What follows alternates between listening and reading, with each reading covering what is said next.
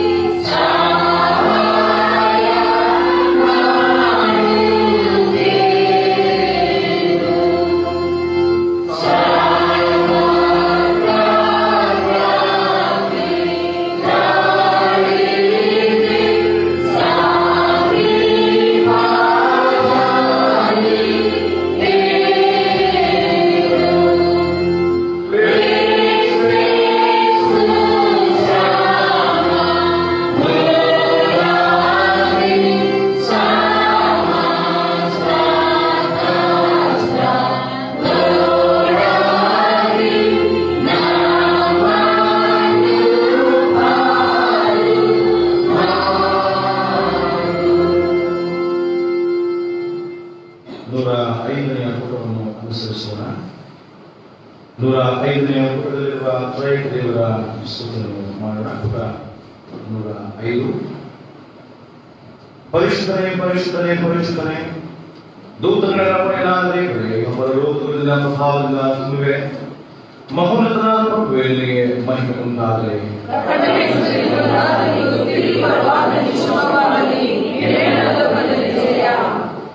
ದೇವರೇ ಪರಿಶುದ್ಧನು ನೀನು, ಸರ್ವಶಕ್ತನೇ ಪರಿಶುದ್ಧನು ನೀನು, ಸದಾ ಜೀವಿಸುವಾತನೇ ಪರಿಶುದ್ಧನು ನೀನು. ಕರ್ತನೇ, ನಮ್ಮ ವಿಮೋಚಕನೇ, ನಮಗೋಸ್ಕರ ಶಿಲುಬೆಯನ್ನು ತಾಳಿದಾತನೇ, ನಮ್ಮನ್ನು ಕರುಣಿಸು.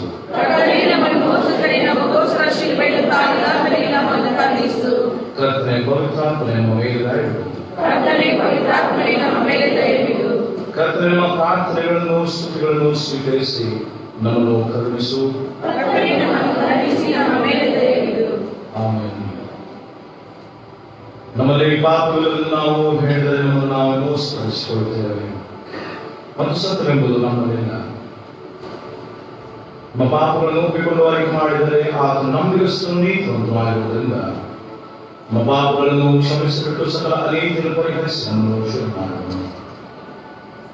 ದೇವರ ರಾಜ್ಯವು ಸಮೀಪಿಸಿತು. ದೇವರ ಕಡೆಗೆ ತಿರುಗಿಕೊಂಡು ಸ್ವಾರ್ಥೆಯನ್ನು ನಂಬಿರಿ. ಮೊಣಕಾಲುಗಳಾಗಿ ಮೌನವಾಗಿದ್ದು ಮತೋಪರಾಧಗಳೆಲ್ಲವನ್ನೂ ಸಹ ನಾವು ಪರೀಕ್ಷಿಸಿಕೊಳ್ಳೋಣ. ದೇವರು ಕೊಡುವಂತಹ ಆದರಣೆಯನ್ನು, ಪಾಪ ಪರಿಹಾರದ ಕ್ಷಮಾಪಣಾ ವಚನವನ್ನು ನಾವು ಹೊಂದುವುದಕ್ಕೆ ಸಿದ್ಧರಾಗಿದ್ದು ನಮ್ಮ ಮನಸ್ಸುಗಳನ್ನು, ನಮ್ಮ ಹೃದಯಗಳನ್ನು ದೇವರ ಕಡೆಗೆ ತಿರುಗಿಸೋಣ.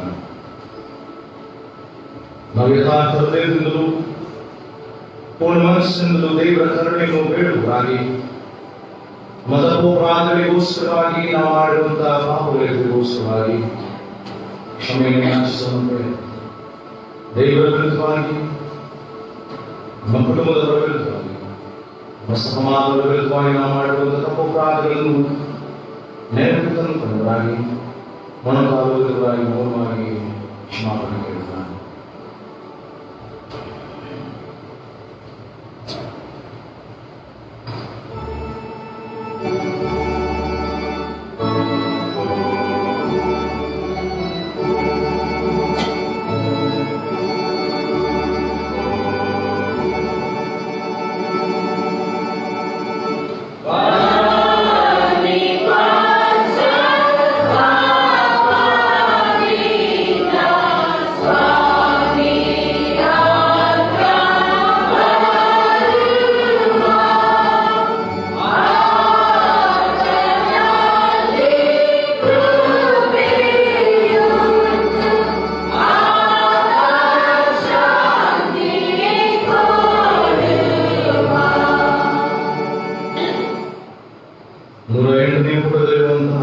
ಎರಡನೆಯ ಪಾಪದರಿಗೆ ಪ್ರಾರ್ಥನೆಯನ್ನು ಎಲ್ಲರೂ ಒಟ್ಟಾಗಿ ಹೇಳೋಣ.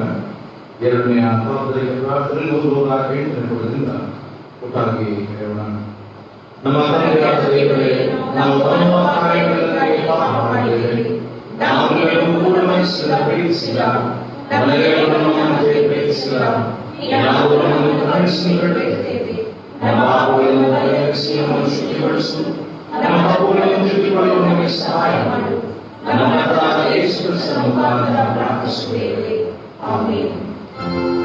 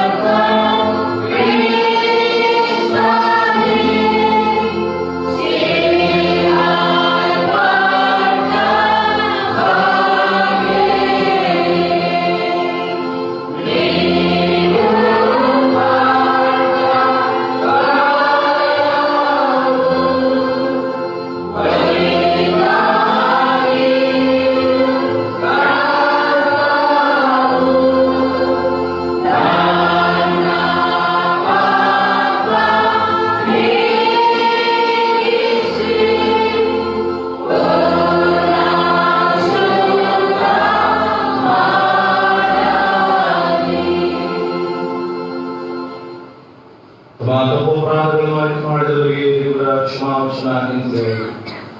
ಸರ್ವಶಕ್ತನಾದ ಮಹಾಕರುಣೆಯ ಕರ್ತನು ನಮ್ಮ ಪಾಪಗಳನ್ನೆಲ್ಲ ಕ್ಷಮಿಸಿ ಪರಿಹರಿಸಿ ಬಾಳನ್ನು ತಿದ್ದಿಕೊಳ್ಳುವುದಕ್ಕೆ ಸಮಯವನ್ನು ಪವಿತ್ರಾತ್ಮದಿಂದ ಆಗುವ ಸುಪ್ರೇರಣೆಯೂ ಆದರಣೆಯನ್ನು ನಮಗೆ ದಯಪಾಲಿಸಲಿ.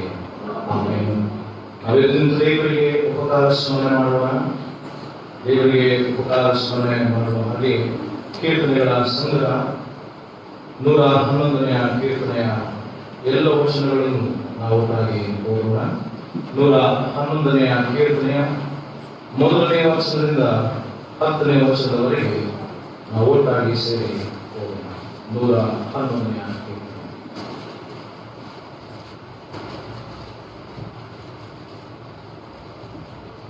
ಯಾಹುವಿಗೆ ಸ್ತೋತ್ರ.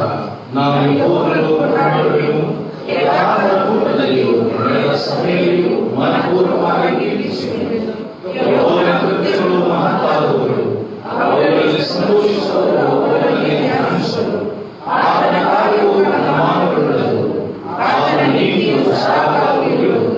ಆತನು ತನ್ನ ಕೃತ್ಯಗಳ ಜ್ಞಾಪಕವನ್ನು ಉಳಿಯ ಮಾಡಿದ್ದಾನೆ.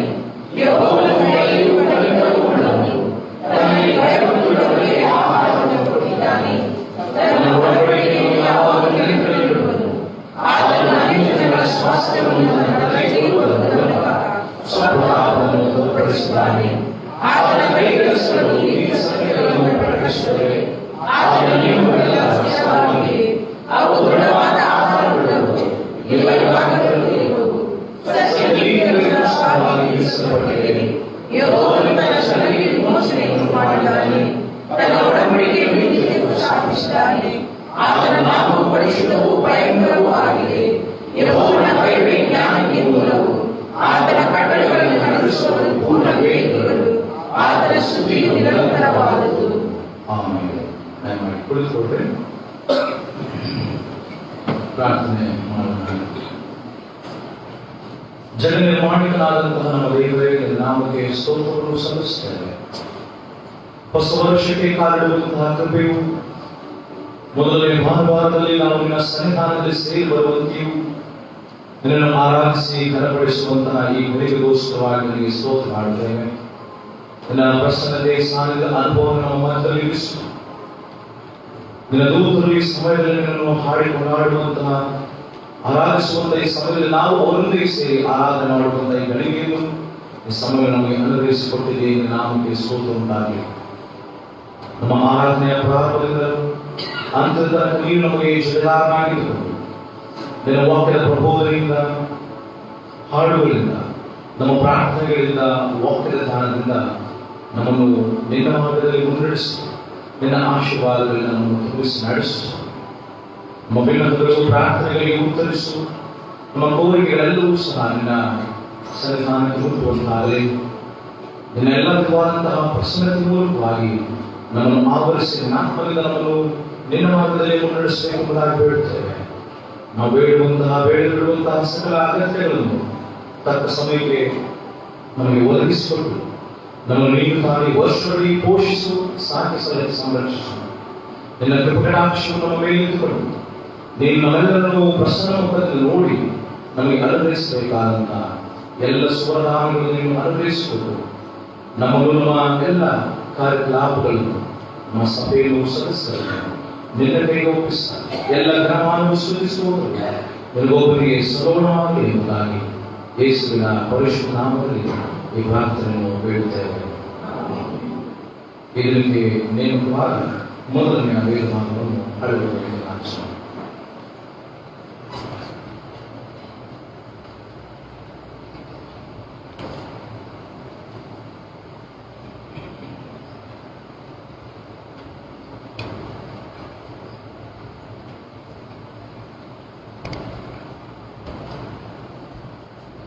ಭಾನುವಾರದ ಆರಾಧನೆಯಲ್ಲಿ ನಮಗೆ ನೇಮಕವಾದ ವೇದ ಪಾರಾಯಣಗಳು ಹಳೆಯ ಒಡಂಬಡಿಕೆಯಲ್ಲಿ ಯೆಶಾಯನ ಪ್ರವಾದನೆ ಗ್ರಂಥ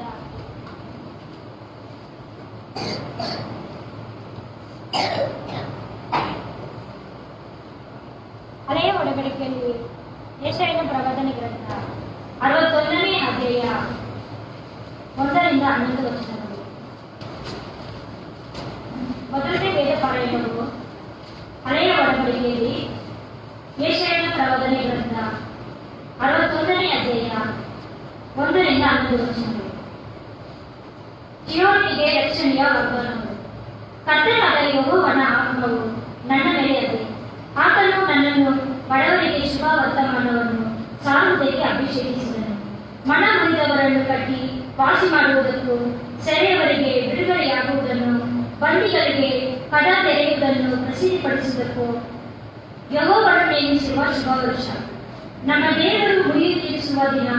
ಇವುಗಳನ್ನು ಪ್ರಚುರಗೊಳಿಸುವುದಕ್ಕೂ, ದುಃಖಿತರೆಲ್ಲರನ್ನು ಸಂತೈಸುವುದಕ್ಕೂ, ಚೀಯೋನಿನಲ್ಲಿ ಶೋಕಿಸುವವರಿಗೆ ಗೂಳಿಗೆ ಬದಲಾಗಿ ಶಿರೋಭೂಷಣ, ದುಃಖವಿದ್ದಲ್ಲಿ ಆನಂದ ತೈಲ, ಕುಂದಿರ ಮನೆಗೆ ಪ್ರತಿಯಾಗಿ ಉತ್ಸಾಹ ಸ್ತೋತ್ರದ ವಸ್ತ್ರ, ಇವುಗಳನ್ನು ಒದಗಿಸಿಕೊಡುವುದಕ್ಕೂ ಆತನು ನನ್ನನ್ನು ಕಲಿಸಿದ್ದಾನೆ. ಯೆಹೋವನು ತನ್ನ ಪ್ರಭಾವಕ್ಕೋಸ್ಕರ ಹಾಕಿದ ನೀತಿ ವೃಕ್ಷಗಳು ಎಂಬ ಬಿರುದು ಇವರಿಗಾಗುವುದು. ಪುರಾತನ ಕಾಲದಲ್ಲಿ ಹಾಳಾದ ನಿವೇಶನಗಳನ್ನು ತಿರುಗಿ ಕಟ್ಟುವರು. ಪೂರ್ವದಲ್ಲಿ ಪಾಳು ಬಿದ್ದುದನ್ನು ಪುನಃ ಎಬ್ಬಿಸುವರು. ತಲಾಂತರಗಳಿಂದ ಹಾಳು ಬೀಳಾದ ಪಟ್ಟಣಗಳನ್ನು ಜೀರ್ಣೋದ್ಧಾರ ಮಾಡುವರು. ಆಗ ವಿದೇಶಿಯರು ನಿಂತುಕೊಂಡು ನಿಮ್ಮ ಮಣ್ಣುಗಳನ್ನು ಮೇಯಿಸುವರು. ಹಣ್ಣನ್ನು ನಿಮಗೆ ಉರುಳುವರು, ತೋಟಗಾರರು ಆಗುವರು. ನೀವು ಯೆಹೋವನ ಯಾಜಕರೆಂಬ ಬಿರುದನ್ನು ಹೊಂದಿರಿ. ಜನರು ನಿಮ್ಮನ್ನು ನಮ್ಮ ದೇವರ ಸೇವಕರು ಎಂದು ಕರೆಯುವರು. ಜನಾಂಗಗಳ ಆಸೆಯನ್ನು ಅನುಭವಿಸಿರಿ, ಅವುಗಳ ವೈಭವವನ್ನು ಪಡೆದು ಒಬ್ಬರಿಕೊಳ್ಳುವಿರಿ.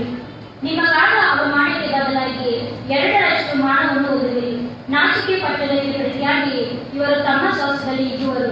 ಹೀಗೆ ತಮ್ಮ ದೇಶದಲ್ಲಿ 2ರಷ್ಟನ್ನು ಅನುಭವಿಸುವರು. ಇವರಿಗೆ ಶಾಶ್ವತ ಸಂತೋಷವಾಗುವುದು.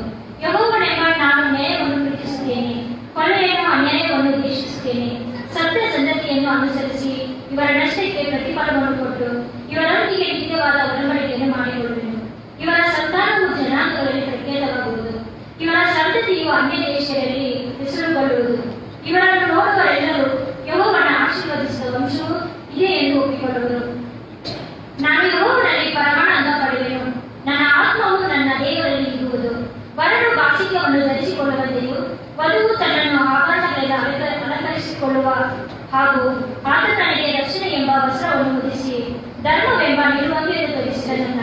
ಭೂಮಿಯು ತನ್ನೊಳಗಿಂದ ಮಡಿಕೆಯನ್ನು ಹೊರಡಿಸುವಂತೆಯೂ, ತೋಟವು ತನ್ನಲ್ಲಿ ಬಿತ್ತಿದ್ದನ್ನು ಮೊಳೆಯಿಸುವ ಹಾಗೂ ಕರ್ತನಾದ ಯೆಹೋವನು ಎಲ್ಲ ಜನಾಂಗಗಳ ಎದುರಿನಲ್ಲಿ ಧರ್ಮವನ್ನು ಸ್ತೋತ್ರವನ್ನು ಮೊಳೆಯಿಸುವನು ಎಂಬುದೇ ದೇವರ ವಾಕ್ಯವನ್ನು ಆಶ್ರಯಿಸುವುದು.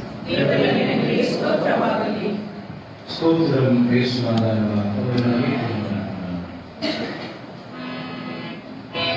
Thank you.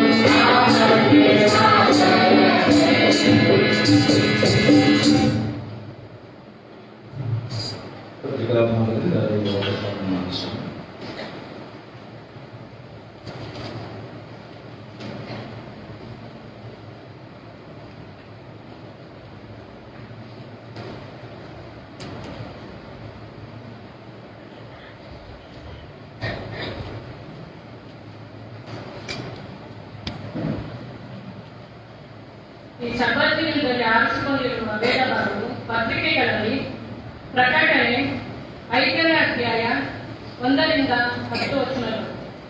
ಪ್ರಕಟಣೆ 5ನೇ ಅಧ್ಯಾಯ 1ರಿಂದ 10 ವಚನಗಳು. ದೇವರ ವಾಕ್ಯವನ್ನು ಕೇಳೋಣ. ಸುರುಳಿಯ 7 ಮುದ್ರೆಗಳನ್ನು ಕುರಿತದ್ದು. ಸಿಂಹಾಸನದ ಮೇಲೆ ಕುಳಿತಿದ್ದಾತನ ಬಡಗೈಯಲ್ಲಿ ಒಂದು ಸುರುಳಿಯನ್ನು ಕಂಡೆನು. ಅದರ 2 ಪಕ್ಕೆಗಳಲ್ಲಿಯೂ ಬರೆದಿತ್ತು. ಅದು 7 ಮುದ್ರೆಗಳಿಂದ ಮುದ್ರಿತವಾಗಿತ್ತು. ಇದಲ್ಲದೆ ಬಲಿಷ್ಠನಾದ ಒಬ್ಬ ದೇವದೂತನು ಈ ಸುರುಳಿಯನ್ನು ಬಿಚ್ಚುವುದಕ್ಕೂ ಅದರ ಮುದ್ರೆಗಳನ್ನು ಹೊಡೆಯುವುದಕ್ಕೂ ಯಾವನು ಯೋಗ್ಯನು ಎಂದು ಮಹಾ ಶಬ್ದದಿಂದ ಸಾರುವುದನ್ನು ಕಂಡೆನು. ಆ ಸುರುಳಿಯನ್ನು ಬಿಚ್ಚುವುದಕ್ಕಾದರೂ ಅದರೊಳಗೆ ನೋಡುವುದಕ್ಕಾದರೂ ಪರಲೋಕದಲ್ಲಾಗಲಿ ಭೂಮಿಯಲ್ಲಾಗಲಿ ಭೂಮಿಯ ಕೆಳಗಾಗಲಿ ಯಾವನಿಗೂ ಶಕ್ತಿ ಇರಲಿಲ್ಲ. ಆಗ ಸುರುಳಿಯನ್ನು ಬಿಚ್ಚುವುದಕ್ಕಾಗಲಿ ಅದರಲ್ಲಿ ನೋಡುವುದಕ್ಕಾಗಲಿ ಯೋಗ್ಯನಾದವನು ಒಬ್ಬನೂ ಸಿಕ್ಕಲಿಲ್ಲವಾದ ಕಾರಣ ನಾನು ಬಹಳವಾಗಿ ಅಳುತ್ತಿರಲು ಹಿರಿಯರಲ್ಲಿ ಒಬ್ಬನು ನನಗೆ ಅಳಬೇಡ, ಹಾಗೂ ಯೂದ ಕುಲದಲ್ಲಿ ಜನಿಸಿದ ಸಿಂಹವು ದಾವೀದನ ಅಂಗುರದವನು ಆಗಿರುವಾತನು ಜಯ ಹೊಂದಿದನು. ಆತನು ಆ ಸುರುಳಿಯನ್ನು ಅದರ 7 ಮುದ್ರೆಗಳನ್ನು ಬಿಚ್ಚುವನು ಎಂದು ಹೇಳಿದನು. ಸಿಂಹಾಸನವು 4 ಜೀವಿಗಳು ಇದ್ದ ಸ್ಥಳಕ್ಕೂ ಹಿರಿಯರು ಇದ್ದ ಸ್ಥಳಕ್ಕೂ ಮಧ್ಯದಲ್ಲಿ ಒಂದು ಕುರಿ ಕೊಯ್ಯಲ್ಪಟ್ಟದ್ದಾಗಿ ನಿಂತಿರುವುದನ್ನು ಕಂಡೆನು. ಅದಕ್ಕೆ 7 ಕೊಂಬುಗಳು 7 ಕಣ್ಣುಗಳು ಇದ್ದವು. ಅವು ಏನೆಂದರೆ ಭೂಮಿಯ ಮೇಲೆಲ್ಲ ಕಳಿಸಲ್ಪಟ್ಟಿರುವ ದೇವರ 7 ಆತ್ಮಗಳು. ಈತನು ಮುಂದೆ ಬಂದು ಸಿಂಹಾಸನದ ಮೇಲೆ ಕುಳಿತಿದ್ದಾತನ ಬಡಗೆ ಒಳಗಿಂದ ಆ ಸುರುಳಿಯನ್ನು ತೆಗೆದುಕೊಂಡಾಗ ಆ 4 ಜೀವಿಗಳು 24 ಮಂದಿ ಹಿರಿಯರು ಯಜ್ಞದ ಕುರಿಯಾದಾತನ ಪಾದಕ್ಕೆ ಬಿದ್ದರು. ಹಿರಿಯರ ಕೈಗಳಲ್ಲಿ ವೀಣೆಗಳು, ದೇವಜನರ ಪ್ರಾರ್ಥನೆಗಳೆಂಬ ಧೂಪದಿಂದ ತುಂಬಿದ ಚಿನ್ನದ ಧೂಪರಾತ್ರಿಗಳು ಇದ್ದವು. ಅವರು ಹೊಸ ಹಾಡನ್ನು ಹಾಡುತ್ತಾ, ನೀನು ಸುರುಳಿಯನ್ನು ತೆಗೆದುಕೊಂಡು ಅದರ ಮುದ್ರೆಗಳನ್ನು ಹೊಡೆಯುವುದಕ್ಕೂ ಯೋಗ್ಯನೇ. ನೀನು ಯಜ್ಞಾರ್ಪಿತನಾಗಿ ನಿನ್ನ ರಕ್ತದಿಂದ ಸಕಲ ಕುಲ, ಭಾಷೆ, ಪ್ರಜೆ, ಜನಾಂಗದವರಿಂದ ಮನುಷ್ಯರನ್ನು ದೇವರಿಗಾಗಿ ಕೊಂಡುಕೊಂಡಿ ಅವರನ್ನು ನಮ್ಮ ದೇವರಿಗೋಸ್ಕರ ರಾಜ್ಯವನ್ನಾಗಿಯೂ ಯಾಜಕರನ್ನಾಗಿಯೂ ಮಾಡಿದಿ. ಅವರು ಭೂಮಿಯ ಮೇಲೆ ಆಳುವರು ಎಂದು ಹೇಳಿದರು ಎಂಬುವುದೇ.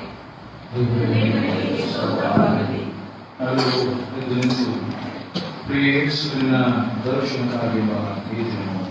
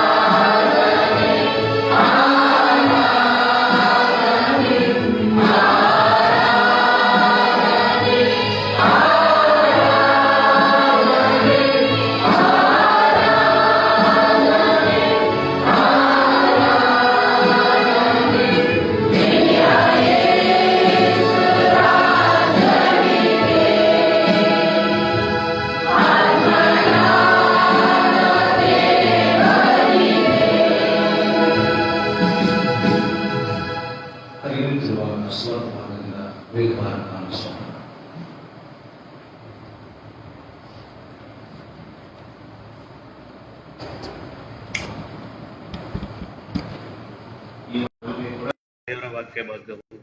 ಅದು ಸುವಾರ್ಥ ಭಾಗದಿಂದ ಲೂಕನು ಬರೆದ ಸುವಾರ್ತೆ 4ನೇ ಅಧ್ಯಾಯ ವಚನಗಳು 16ರಿಂದ 21ರವರೆಗೆ. ಲೂಕನು ಬರೆದ ಸುವಾರ್ತೆ 4ನೇ ಅಧ್ಯಾಯ. ಹೀಗಾಗಿ ಆತನು ತಾನು ಬೆಳೆದ ನಜರೇತಿಗೆ ಬಂದು ತನ್ನ ವಾಡಿಕೆಯ ಪ್ರಕಾರ ಸಪ್ರಜ್ಞದಲ್ಲಿ ಸಭಾಮಂದಿರಕ್ಕೆ ಹೋಗಿ ಓದುವುದಕ್ಕಾಗಿ ಎದ್ದು ನಿಂತನು. ಆಗ ಯೆಹೋವನೆಂಬ ಪ್ರವಾದಿಯ ಗ್ರಂಥದ ಸುರುಳಿಯನ್ನು ಆತನು ಕೈಗೆ ಕೊಡಲಾಗಿ ಆತನು ಆ ಸುರುಳಿಯನ್ನು ಬಿಚ್ಚಿ ಮುಂದೆ ಹೇಳುವ ಮಾತು ಬರೆದಿರುವ ಸ್ಥಳವನ್ನು ಕಂಡು ಓದಿದನು. ಆ ಮಾತಿನೆಂದರೆ, ಕರ್ತನ ಆತ್ಮನು ತನ್ನ ಮೇಲೆ ಅದೆ, ಆತನು ನನ್ನನ್ನು ಬಡವರಿಗೆ ಸುವರ್ತಮಾನವನ್ನು ಸಾರುವುದಕ್ಕೆ ಅಭಿಷೇಕಿಸಿದನು, ಸೆರೆಯವರಿಗೆ ಬಿಡುಗಡೆಯಾಗುವುದನ್ನು ಮತ್ತು ಕುರುಡರಿಗೆ ಕಣ್ಣು ಬರುವುದನ್ನು ಪ್ರಸಿದ್ಧಪಡಿಸಿದ್ದಕ್ಕೂ, ಮನಗುಳಿತವನ್ನು ಬಿಡಿಸಿ ಕಲಿಸುವುದಕ್ಕೂ, ಕರ್ತನು ನೇಮಿಸಿರುವ ಶುಭವ ಕಷ್ಟವನ್ನು ಭದ್ರಪಡಿಸಿದ್ದಕ್ಕೂ ಆತನು ನನ್ನನ್ನು ಕಲಿಸಿದ್ದಾನೆ ಎಂಬುದು ಓದಿದ ಮೇಲೆ ಆತನು ಆ ಸುರುಳಿಯನ್ನು ಸುತ್ತಿ ಸಭಾಮಂದಿರದ ಅನ್ಯ ಕೈಗೆ ಕೊಟ್ಟು ಕೂತುಕೊಂಡನು. ಅಲ್ಲಿದ್ದವರೆಲ್ಲ ಕಣ್ಣುಗಳನ್ನು ಆತನ ಮೇಲೆ ಬಿಟ್ಟಿಗಳಾಗಿ ಆತನು ಅವರಿಗೆ, ಇವತ್ತು ನೀವು ನನ್ನ ಮಾತನ್ನು ಕೇಳುವಲ್ಲಿ ಈ ವೇದಕ್ಕೆ ನೆರವೇರಿದೆ ಎಂಬುದೇ ದೇವರ ಸ್ತೋತ್ರವಾಗಲಿ.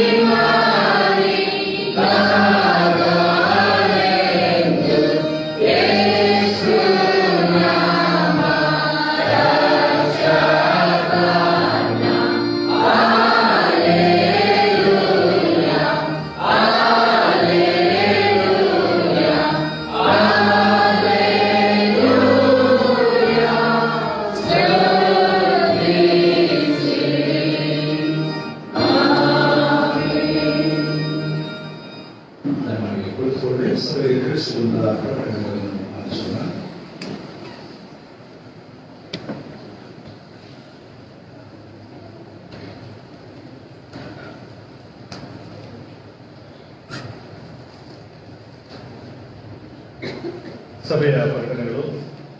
ಈ ಪರಿಶುದ್ಧಾತ್ಮನಿಗೆ ಬಂದಿರುವಂತಹ ಸಭೆಯವರಾದ ಎಲ್ಲರಿಗೂ ಯೇಸುಕ್ರಿಸ್ತನ ನಾಮದಲ್ಲಿ ವಂದಿಸಲಾಗಿದ್ದೇವೆ. ಈ ಆರಾಧನೆಯನ್ನು ನಡೆಸಿಕೊಟ್ಟಿರುವಂತಹ ನಮ್ಮ ಸಭೆಯ ಸಭಾಪಾಲಕರಿಗೆ, ಸಭೆಯ ಹಾಗೂ ಸಭಾಪಾಲನ ಸಮಿತಿಯ ಪರವಾಗಿ ವಂದಿಸಿದ್ದೇವೆ. ಕಳೆದ ಭಾನುವಾರದ ಕಾಣಿಕೆ 8,040 ರೂಪಾಯಿಗಳು. ಹೊಸ ವರ್ಷದ ಒಡಂಬಡಿಕೆಯ ರಾತ್ರಿಯ ಆರಾಧನೆ ಕಾಣಿಕೆ 10,390 ರೂಪಾಯಿಗಳು. ಹೊಸ ವರ್ಷದ ಬೆಳಗ್ಗೆಯ ಕಾಣಿಕೆ 23,390 ರೂಪಾಯಿಗಳು. ಒಟ್ಟು 41,820 ರೂಪಾಯಿಗಳು. ವಿವಾದ ಚಟುವಟಿಕೆಗಳು. ಆರಾಧನೆಯ ತರುವಾಯ ಅವಸರ ಕೂಟ ಇರುವುದಿಲ್ಲ. ಪ್ರತಿ ಮಂಗಳವಾರ ಮಹಿಳಾ ಅನ್ಯೋನ್ಯ ಕೂಟ ನಡೆಯುತ್ತದೆ. ಮಹಿಳೆಯರ ಹೆಚ್ಚಿನ ಸಂಖ್ಯೆಯಲ್ಲಿ ಅನ್ಯೋನ್ಯ ಕೂಟದಲ್ಲಿ ಭಾಗವಹಿಸಿಕೊಳ್ಳುವಂತೆ ಕೇಳಿಕೊಳ್ಳುತ್ತೇವೆ. ಕೃತಜ್ಞತಾ ಕಾಣಿಕೆ ನಮ್ಮ ಸಭೆಗೆ ಸೇರಿದ ಕಥಿಸಿದ ಟಿ ಯೇಸುಪಾದ ಹಾಗೂ ಪ್ರವೀಣರನ್ನು ಈ ಹೊಸ ವರ್ಷದಲ್ಲಿ ನಿರ್ಮಿಸಿದವರಾಗಿ ಆ ಕುಟುಂಬದವರು ಕೃತಜ್ಞತಾ ಕಾಣಿಕೆಯನ್ನು ನೀಡುತ್ತಾರೆ. ಇವರಿಗಾಗಿ ಸಭಿಕರು ಪ್ರಾರ್ಥಿಸಿಕೊಳ್ಳುವಂತೆ ಪ್ರೀತಿಯಿಂದ ಕೇಳಿಕೊಳ್ಳುತ್ತೇವೆ. ಕಳೆದ ವಾರದಲ್ಲಿ ಜನ್ಮದಿನ ಹಾಗೂ ವಿವಾಹ ವಾರ್ಷಿಕೋತ್ಸವವನ್ನು ಕಂಡಂತವರು ಕಾಣಿಕೆ ತರುವಾಯ ಮುಂದೆ ಬಂದು ಪ್ರಾರ್ಥಿಸಿಕೊಳ್ಳುವಂತೆ ಪ್ರೀತಿಯಿಂದ ಕೇಳಿಕೊಳ್ಳುತ್ತೇವೆ.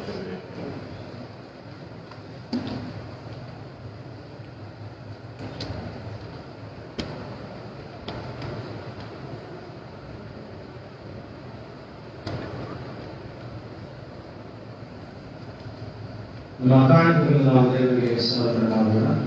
ಜ್ಞಾನ ಕೀರ್ತನೆಗಳಲ್ಲಿ 27ನೇ ಜ್ಞಾನ ಕೀರ್ತನೆ, ಅತಿಶಯವಾದವೇ ಕರ್ತನಲ್ಲಿ ಅತಿಶಯವಾದವರು. ಪ್ರತಿಯೊಂದು ಜ್ಞಾನ ಕೀರ್ತನೆ ನಾವು ಮಾಡುವಾಗ ನಾವು ತದನಂತರ ಕಾಣಿಕೆಯನ್ನು ದೇವರಿಗೆ ಸಮರ್ಪಣೆ ಮಾಡೋಣ.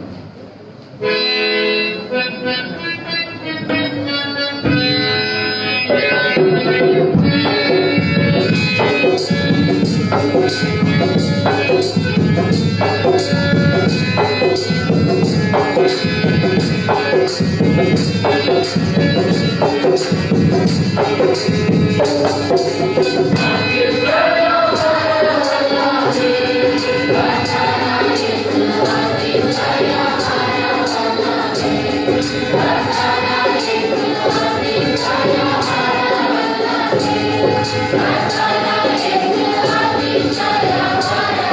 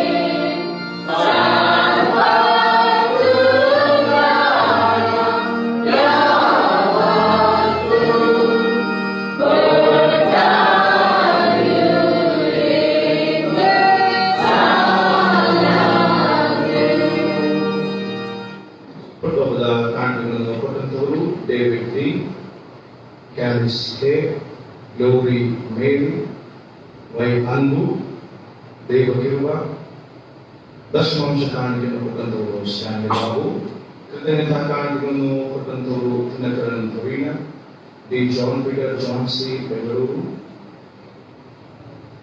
ಮನೋರ್ಮಣಿ ವೈಫ್ ಆಫ್ ಅರುಳ್ದಾಸ್ ಗರ್ಸ್ದಂತಹ ಈ ದೇಶವಾದವರ ನೆನಪಿನಾರ್ಥದಲ್ಲಿ ಪ್ರವೀಣ ನೀಡಿರುತ್ತಾರೆ. ಹಾಗೂ ಹೆಸರುಗಳ 2 ಲಘುಗಳು ಬಂದಿರುತ್ತವೆ. ಎಲ್ಲ ಕಾರಣಗಳನ್ನು ನಮ್ಮ ವೈಯಕ್ತಿಕ ಪ್ರಾರ್ಥನೆಗಳನ್ನು ದೇವರಿಗೆ ಸಮರ್ಪಿಸಿ ಪ್ರಾರ್ಥನೆ. ಎಲ್ಲ ಒಳ್ಳೆಯದಾದ ಕಾರಣಗಳ ತುಂಬಿಲ್ಲದ ಮೂಲಗಳಿಗೆ ಕಾರಣವಾಗಿರುವಂತಹ ದೇವರೇ, ನಮಗೆ ಸ್ತೋತ್ರವನ್ನು ಸಲ್ಲಿಸುತ್ತೇವೆ. ನಾವು ಬರಿಕೆಯಲ್ಲಿ ಪಾಲನೆಯನ್ನು ಕೊಟ್ಟಿರುವಂತದನ್ನೇ ಅಲ್ಪ ರೀತಿಯಲ್ಲಿ ನನ್ನ ಸನ್ನಿಧಾನದಲ್ಲಿ ಸಮರ್ಪಿಸುತ್ತೇವೆ. ಸ್ವೀಕರಿಸುವ ಮಾಡಿಸುವ ಅವರಿಗೋಸ್ಕರವಾಗಿ ಸದುಪಯೋಗವಾಗುವುದಕ್ಕೆ ಇದನ್ನು ಎಲ್ಲ ರೀತಿಯಲ್ಲಿ ಬಳಸಿಕೊಳ್ಳುವುದಕ್ಕೆ ನಮಗೆ ಸಹಾಯಿಸು. ಸಂತೋಷವಾಗಿ ಕೊಡುವ ಮೇಲೆ ದೇವರ ಪ್ರೀತಿಯಾಗಿ ಹೇಳಿದ್ದೀವಿ. ನಿನ್ನ ಸನ್ನಿಧಾನದಲ್ಲಿ ಇನ್ನಷ್ಟು ಕಾಣಿಕೆಯಾಗಿ ನಾವು ಸಂದರ್ಭಿಸಿ ನಮ್ಮ ಬದುಕಲ್ಲಿ ನಾವು ಅನುಭವಿಸಬೇಕಾದಂತಹ ಎಲ್ಲ ಆಶೀರ್ವಾದಗಳಿಗೆ ನಾವು ಪಾತ್ರರಾಗುವ ಹಾಗೆ, ನಿನ್ನ ಪ್ರೀತಿ ಮತ್ತು ವಾತ್ಸಲ್ಯಕ್ಕೆ ನಾವು ಬಾಧ್ಯಸ್ಥರಾಗುವ ಹಾಗೆ ನಮಗೆ ಸಹಾಯ ಮಾಡಿ. ನಮ್ಮ ಮಕ್ಕಳು ಎಲ್ಲ ಮಕ್ಕಳನ್ನು ಸಹ ನಾವು ಪ್ರಾರ್ಥಿಸುತ್ತೇವೆ. ಕೆಲವು ದಿವಸಗಳಲ್ಲಿ ಅವರಿಗೆ ಶಾಲಾ ಕಾಲೇಜುಗಳು ಆರಂಭವಾಗುತ್ತಿರುವ ಸುರಕ್ಷಿತವಾಗಿ ಹೋಗಿ ಸುರಕ್ಷಿತವಾಗಿ ಹಿಂದಿರುಗಿ ಬರುವ ಹಾಗೆ ಮಾಡು. ಅವರ ಶಿಕ್ಷಣ ಆನ್ಲೈನ್ ಮೂಲಕವಾಗಿರಲಿ, ಶಾಲೆಗಳಿಗೆ ಕಾಲೇಜಿನಲ್ಲಿ ಮಾಡುವಂತಹ ಅಧ್ಯಯನಗಳಲ್ಲಿ ಎಲ್ಲದರಲ್ಲೂ ಸಹ ಆಶೀರ್ವದಿಸು. ಮುಖ್ಯವಾಗಿ ಆರೋಗ್ಯವನ್ನು ಅವರಿಗೆ ವಿಶೇಷವಾದಂತಹ ರೀತಿಯಲ್ಲಿ ದಯಪಾಲಿಸಿ ಯಾವುದೇ ವಿಧವಾದಂತಹ ಕೊರೋನಾ ಸೋಂಕು, ರೋಗ ರುಜಿನಗಳು, ಕಾಯಿಲೆಗಳು ಅವರ ದೇಹಕ್ಕೆ ತಗಲದ ಹಾಗೆ ಕಾಪಾಡಬೇಕೆಂಬುದಾಗಿ ಬೇಡುತ್ತೇವೆ. ಅವರ ವಿದ್ಯಾಭ್ಯಾಸದ ಮೂಲಕವಾಗಿ ಜ್ಞಾನ, ವಿವೇಕ, ತಿಳುವಳಿಕೆಯನ್ನು ಪಡೆಯುವ ಹಾಗೆ ಮಾಡಿ. ಅವರ ಸಮಗ್ರ ಉದ್ಯೋಗದಲ್ಲಿ ಅಭಿವೃದ್ಧಿ ಬೆಳವಣಿಗೆ ಏಳಿಗೆ ದಯಪಾಲಿಸಿ ಹೆತ್ತವರಿಗೆ ಕೀರ್ತಿ ಮಹಿಮೆ ತರುವಂತಹ ಮಕ್ಕಳಾಗಿ ಬರಲು ಸಹಾಯ ಮಾಡಿ. ಯಾವಾಗಲೂ ಹೆತ್ತವರು ಮಾಡುವಂತಹ ಪ್ರಯಾಸಕ್ಕೆ ಶ್ರಮಕ್ಕೆ ತಕ್ಕ ಪ್ರತಿಫಲಗಳನ್ನು ಮಕ್ಕಳು ನೀಡುವುದಕ್ಕೆ ತಕ್ಕ ರೀತಿಯಾದಂತಹ ಆಧ್ಯಾತ್ಮಿಕ ಬದುಕನ್ನು ವಾಕ್ಯದ ನೆರದಲ್ಲಿ ಅವರನ್ನು ಜೀವಿಸುವುದಕ್ಕೆ ಬೇಕಾದ ಆತ್ಮನ ಸಹಾಯವನ್ನು ನಿಂತು ತಂದೆತಾಯಿಗಳಿಗೆ ಮಕ್ಕಳಿಗೆ ಅವಸರವಾಗಿ ನೀಡುವುದಾಗಿ ಹೇಳಿದ್ದೇವೆ. ನಮ್ಮ ಸಭೆಯ ಪುರುಷರು ಮಹಿಳೆಯರನ್ನು ಆಶೀರ್ವದಿಸು. ಅವರ ಉದ್ಯೋಗ, ವೃತ್ತಿಪರ ಬದುಕು, ವ್ಯವಹಾರಗಳಲ್ಲಿ ಸಫಲತೆ, ಯಶಸ್ಸು, ಶುಭವು, ಕೃಪೆಯನ್ನು ಅನುಗ್ರಹಿಸು. ನಿನ್ನಾತ್ಮನ ಕೃಪಾವರಗಳಿಂದ ತುಂಬಿಸಿ ಅವರನ್ನು ಬಲಪಡಿಸು. ಯಾವುದೇ ಕೇಳು, ಗಂಡಾಂತರ, ತೊಂದರೆ, ಸಮಸ್ಯೆಗಳಿಲ್ಲದೆ ನಿನ್ನ ಆತ್ಮನ ಕೃಪಾವರಗಳಿಂದ ಅವರನ್ನು ತುಂಬಿಸಿ ಕೈ ಹಚ್ಚುವಂತಹ ಕೆಲಸದಲ್ಲಿ ಸಫಲತೆಗಳನ್ನು ಕೂಡಿಸಿ ಎಲ್ಲ ವಿಧವಾದಂತಹ ಲಾಭಕ್ಕೆ ಮತ್ತು ಅಭಿವೃದ್ಧಿಗಳನ್ನು ಏಳಿಗೆ ಕಾರಣಕರ್ತನಾಗಿಸುವುದಾಗಿ ಹೇಳುತ್ತೇನೆ. ನಮ್ಮ ಸಭೆಯ ಹಿರಿಯರನ್ನು ಮಾಡಿ ಪ್ರಾರ್ಥಿಸುತ್ತೇವೆ. ವೃದ್ಧಾಪ್ಯದಲ್ಲಿರುವಂತಹ ಹಿರಿಯರಿಗೆ ಏನೇ ಆಧಾರವು ಆಶ್ರಯವಾಗಿರು. ಸಮಾಧಾನ, ಶಾಂತಿ, ನೆಮ್ಮದಿ ವಾತಾವರಣ ಮನಸ್ಸು ಅವರ ಜೀವಿತದಲ್ಲಿ ಭವಿಷ್ಯದಲ್ಲಿ ಅನುಗ್ರಹಿಸುವ ಅನಾರೋಗ್ಯ ಸೋಂಕಿನಲ್ಲಿರುವವರನ್ನು ಮಾಡಿ ಪ್ರಾರ್ಥಿಸುತ್ತೇವೆ. ಅವರಿಗೆ ವಿಶೇಷವಾದಂತಹ ನಿನ್ನ ಕೃಪೆಯ ಹಸ್ತ, ನಿನ್ನ ಸ್ವಸ್ಥ ಹಸ್ತನಿಟ್ಟು ಮಾನಸಿಕವಾಗಿ, ಶಾರೀರಿಕವಾಗಿ ಅವರನ್ನು ಆಶೀರ್ವದಿಸುವುದಾಗಿ ಬೇಡುತ್ತೇವೆ. ಅವರನ್ನು ಗುಣಪಡಿಸು, ಸ್ವಸ್ಥತೆ ನೀಡು. ಸ್ವಸ್ಥಚಿತ್ತರಾಗಿ ಹಿಂದಿರುಗಿ ನಿನ್ನ ಸನ್ನಿಧಾನದಲ್ಲಿ ಕಾಣಿಕೆಗಳನ್ನು ಕಾಣಿಸಿಕೊಂಡು ಕೃತಜ್ಞ ಭಾವದಲ್ಲಿ ವಂದಿಸುವ ಹಾಗೆ ಮಾಡುವುದಾಗಿ ಬೇಡುತ್ತೇವೆ. ನಾವೆಲ್ಲ ಪ್ರಾರ್ಥನೆ ವಿದ್ಯಾರ್ಥಿಗಳಿಗೆ ನೀವು ಸಹೋದರರನ್ನು ಅನುಗ್ರಹಿಸಿ ಸಕಾಲಬೇಕಾದಂತ ಎಲ್ಲ ನಿನ್ನ ಅನುಗ್ರಹ ಹೀಗಾಗಿ ನಿನ್ನ ಅನುಗ್ರಹಿಸಿಕೊಂಡು ನಿನ್ನ ಕೃಪಾವರಗಳಿಂದ ಮುನ್ನಡೆಸಬೇಕೆಂಬುದಾಗಿ ಪ್ರಭು ರಕ್ಷಕನಾದ ನಜರೇತಿನ ಯೇಸುವಿನ ನಾಮದಲ್ಲಿ ಈ ಪ್ರಾರ್ಥನೆಯನ್ನು ಬೇಡುತ್ತೇವೆ. ದಯಮಾಡಿ ಕುಳಿತುಕೊಳ್ಳಿ. ಕೆಲವು ದಿವಸಗಳಲ್ಲಿ ನಿಮ್ಮ ಮಂಡಿಯ ಕೆಲಸ ಪ್ರಾರಂಭವಾಗಲಿಕ್ಕಿದೆ. ದಯಮಾಡಿ ಮಂಡಿಯಲ್ಲಿ ಕೆಲಸ ಮಾಡುವಂತಹ ಪ್ರತಿಯೊಬ್ಬರು ನಿಂತಿರುವಂತಹ ಸ್ಥಳದಲ್ಲಿ, ಕುಳಿತಿರುವಂತಹ ಸ್ಥಳದಲ್ಲಿ ನಿಲ್ಲುವಂತೆ ನಾನು ಬಿಡುಗಡೆ ಕೇಳಿಕೊಳ್ತೇನೆ. ಅವರಿಗಾಗಿ ನಾವು ವಿಶೇಷ ಪ್ರಾರ್ಥನೆ ಮಾಡುವ ಮೂಲಕ ಸಾಧ್ಯವಾದರೆ ನೀವು ಅದನ್ನು ಸಹ ಮಾಡಬಹುದು ಎಂಬುದಾಗಿ ಕೇಳಿಕೊಳ್ಳುತ್ತೇನೆ. ಮಂಡಿಯಲ್ಲಿ ಕೆಲಸಕ್ಕೆ ನೀವು ಕಾರ್ಯನಿರ್ವಹಿಸುವಂತಹ ಪ್ರತಿಯೊಬ್ಬರು ಇರುವಂತಹ ಸ್ಥಳದಲ್ಲಿ ಮೊಣಕಾಲುಗಳಿವೆ, ಎದ್ದು ನಿಲ್ಲುವೆ ಎಂಬುದಾಗಿ ಕೇಳಿಕೊಳ್ಳುತ್ತೇನೆ. ಪ್ರಾರ್ಥನೆ ಮಾಡೋಣ. ನಮ್ಮನ್ನು ರಕ್ಷಿಸಿ ಕಾಪಾಡುವಂತಹ ಉದ್ದೇಶಿಸುವ ದೇವರ ನಾಮಕ್ಕೆ ಸ್ತೋತ್ರವನ್ನು ಸಲ್ಲಿಸುತ್ತೇವೆ. ಸ್ವಾಮಿ, ವರ್ಷದ ಆರಂಭದಲ್ಲಿರುವಂತಹ ನಮಗೆ, ವಿಶೇಷವಾಗಿ ನಮ್ಮ ಮಕ್ಕಳಾದಂತಹ ಪ್ರಿಯರೇ, ಕೆಲವು ದಿವಸಗಳಲ್ಲಿ ಮಂಡಿಯ ಕೆಲಸವು ಪ್ರಾರಂಭವಾಗುತ್ತದೆ. ಸ್ವಾಮಿ, ನಿನ್ನ ಪ್ರಸನ್ನತೆಗಾಗಿ, ನಿನ್ನ ನಡೆಸುವಿಕೆಗಾಗಿ, ನಿನ್ನ ಮಾರ್ಗದರ್ಶನ ಸಲಹೆಗಳಿಗಾಗಿ ನಾವು ವಿಶೇಷವಾದಂತಹ ರೀತಿಯಲ್ಲಿ ಪ್ರಾರ್ಥಿಸುತ್ತೇವೆ. ಅವರು ಕಾರ್ಯ ಮಾಡುವ ಮುನ್ನ ಪ್ರತಿನಿತ್ಯವೂ ತಮ್ಮ ಜೀವಿತದಲ್ಲಿ ಅವರ ವ್ಯವಹರಿಸುವಂತಹ ಸಮಯದಲ್ಲಾಗಲಿ, ಕೆಲಸ ಮಾಡುವಂತಹ ಸಮಯದಲ್ಲಾಗಲಿ, ಶ್ರಮ ಪಡುವಂತಹ, ಪ್ರಯಾಸ ಪಡುವಂತಹ ಅನೇಕ ಜನರೊಂದಿಗೆ ವ್ಯವಹರಿಸುವಂತಹ ವೇಳೆಯಲ್ಲಿ ಅವರಿಗೆ ನೀವು ನುಡಿಗಳನ್ನು ದಯಪಾಲಿಸು, ಆಲೋಚನೆಗಳಲ್ಲಿ ಸಹಾಯವನ್ನು ಅನುಗ್ರಹಿಸು. ದೇಹಕ್ಕೆ, ಮನಸ್ಸಿಗೆ ಬೇಕಾದಂತಹ ವಿಶೇಷವಾದಂತಹ ಬಲ, ಶಕ್ತಿ, ಸಾಮರ್ಥ್ಯವನ್ನು ಅನುಗ್ರಹಿಸು ಸ್ವಾಮಿ. ಅವರು ಪ್ರತಿನಿತ್ಯವೂ ಮನೆಯಿಂದ ಮಂಡಿಗೆ ತೆರಳಿ ಹಿಂದಿರುಗಿ ಮನೆಗೆ ಬರುವಾಗಲೂ ನೀವು ಅವರಿಗೆ ಜೊತೆಗಾರ ಮಾಡಿ. ಅನಾರೋಗ್ಯ, ಅಸೌಖ್ಯ, ಅಸ್ವಸ್ಥತೆ ಯಾವುದು ಬಾರದ ಹಾಗೆ, ಯಾವುದೇ ಅಡಚಣೆಗಳು, ತೊಂದರೆ, ಸಮಸ್ಯೆಗಳು ಯಾವುದೇ ವ್ಯಕ್ತಿಗಳಿಂದ ಮನುಷ್ಯ ಜ್ಞಾನದಿಂದ, ಸೈತಾನದಿಂದ, ಯಾವುದೇ ವಿಧವಾದಂತಹ ದುಷ್ಟಶಕ್ತಿ ದುರಾತ್ಮಗಳಿಂದ ಬಾರದ ಹಾಗೆ ನೀನು ಕಾಪಾಡು ಸ್ವಾಮಿ. ಕಳೆದ ವರ್ಷದಲ್ಲಿ ಯಾವುದೇ ರೀತಿಯಾದಂತಹ ಕೆಲಸಗಳು ಸರಿಯಾದವುಗಳಾಗಿತ್ತು.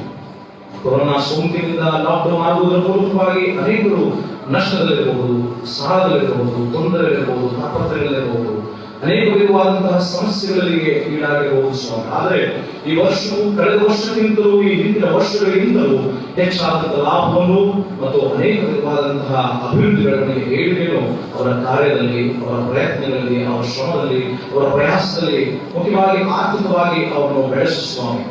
ಆರ್ಥಿಕ ಮುಗ್ಗಟ್ಟು, ಆರ್ಥಿಕ ಸಮಸ್ಯೆಗಳು ಎಲ್ಲವೂ ಪರಿಹಾರವಾಗಿ ಆರ್ಥಿಕವಾದಂತಹ ಅಭಿವೃದ್ಧಿ, ಸಮೃದ್ಧಿಯ ಜೀವನವನ್ನು ಕಾಣುವ ಹಾಗೆ ಮಾಡಿ. ಪ್ರತಿಯೊಬ್ಬರು ಕ್ರೈಸ್ತರಾದ ಈ ಜನಗಳಿಗೆ ಹೋಗುವುದಾದರೆ ನಮಗೆ ಉದ್ಧಾರವಾಗುತ್ತದೆ.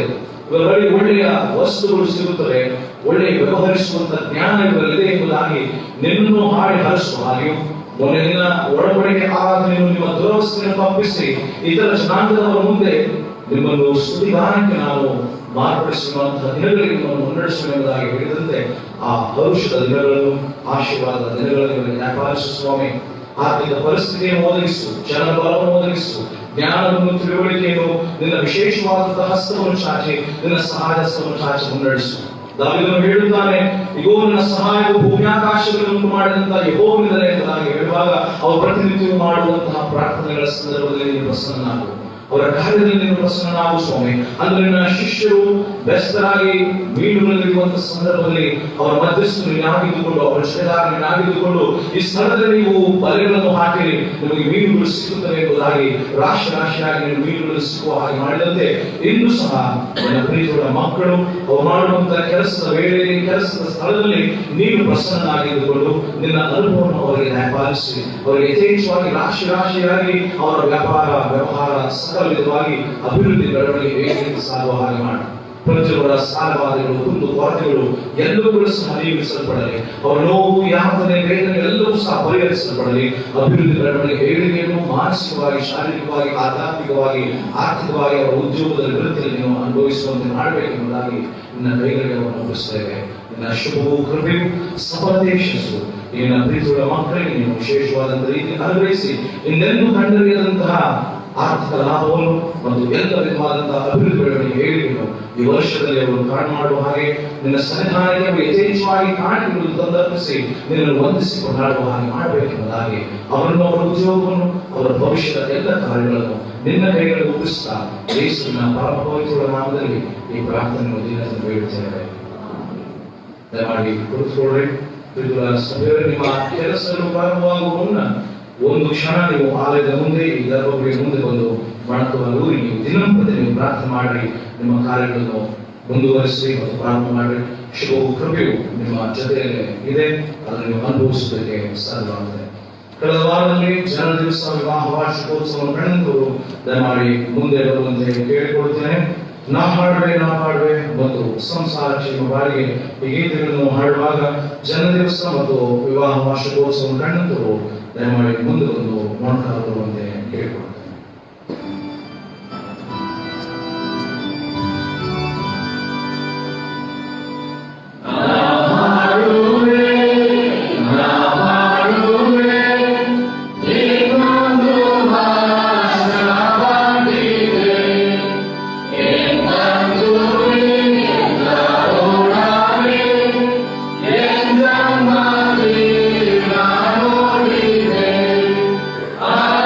Shall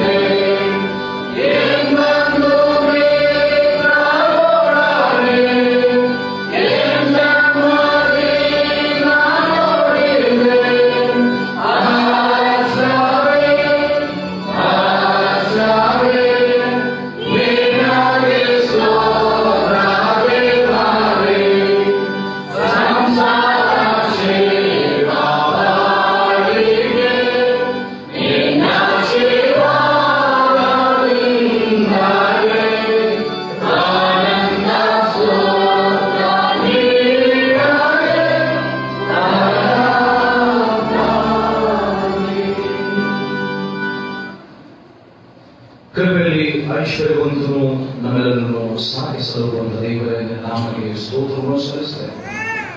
ಸ್ವಾಮಿ, ಸಮಯದಲ್ಲಿ ನಿನ್ನ ಮಕ್ಕಳು ತಮ್ಮ ಜನರ ದಿವಸವನ್ನು ವಿವಾಹ ವಾರ್ಷಿಕೋತ್ಸವವನ್ನು ಕಂಡಂತವರಾಗಿದ್ದಾರೆ. ನಿನ್ನ ಮಕ್ಕಳಾದಂತಹ ಬೆನ್ನಿಲ, ಡೈಸಿ, ಶ್ವೇತಕುಮಾರಿ, ಕಿರುವ, Lawrence, Anbu, Kasturi, Sampath Kumari, Vijayamma, Stella Mary, Samson, Sonia, Esther, Glory, Mary, Deva, ಕಿರುವ, David, John, Leo, Simon, Augustine, Charis, Joshua, Kritika, Ashwin Kumar ಇವರೆಲ್ಲರೂ ತಮ್ಮ ಜನ ದಿವಸವನ್ನು ಕಾಣುತ್ತಾರೆ. ಸ್ವಾಮಿ, ಅದೇ ವೇಳೆಯಲ್ಲಿ ವಿವಾಹ ವಾರ್ಷಿಕೋತ್ಸವವನ್ನು ಕಂಡಂತವರು ಯೇಸುದಾಸ್ ಮತ್ತು ಸಾರಳ್ ಇವರಾಗಿದ್ದಾರೆ. ಈ ಕುರಿತುಗಳ ಎಲ್ಲ ಮಕ್ಕಳನ್ನು ವಿಶೇಷವಾದಂತಹ ನಿನ್ನ ಕರೆಗಳಿಗೆ ಒಪ್ಪಿಸ್ತೇವೆ. ನಿನ್ನ ಅದ್ಭುತವಾದಂತಹ ಹಸ್ತಗಳಿಂದಲೂ ನಿನ್ನ ಕೃಪಾವರಗಳಿಂದಲೂ ಅವರನ್ನು ತುಂಬಿಸಿ ಬಲಪಡಿಸಿ ಕಾಯ್ದು ಕಾಪಾಡಬೇಕೆಂಬುದಾಗಿ ಹೇಳ್ತೇವೆ.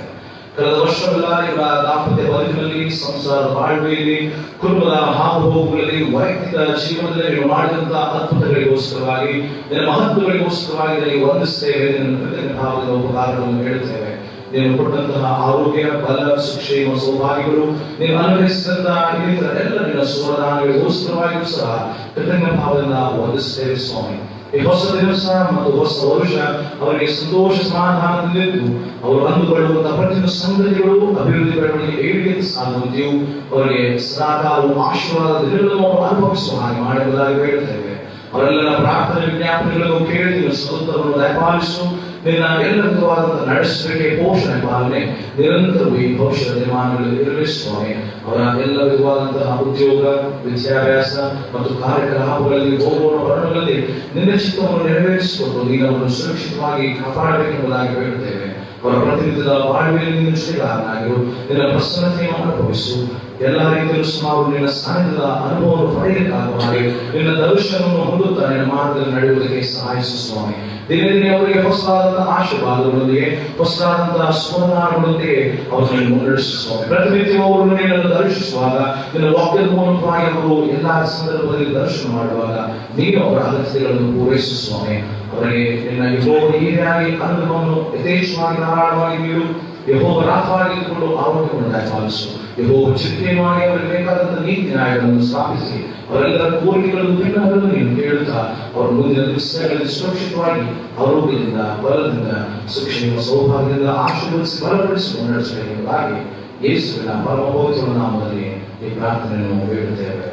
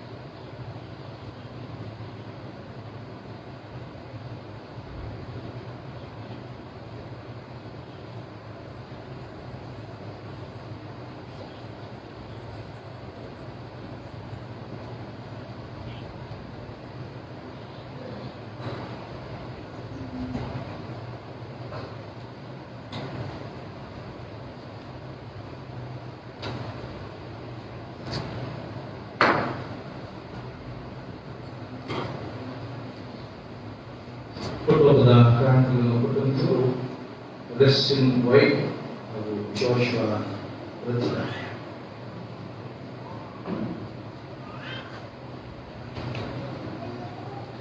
ದೇವರ ವಾಕ್ಯಕ್ಕೆ ನಾವು ಸಿದ್ಧರಾಗುವ ಹಾಗೆ ಆತ್ಮ ಸ್ವರೂಪನೇ ಎಂಬ ಗೀತೆಯನ್ನು ಮಾಡೋಣ.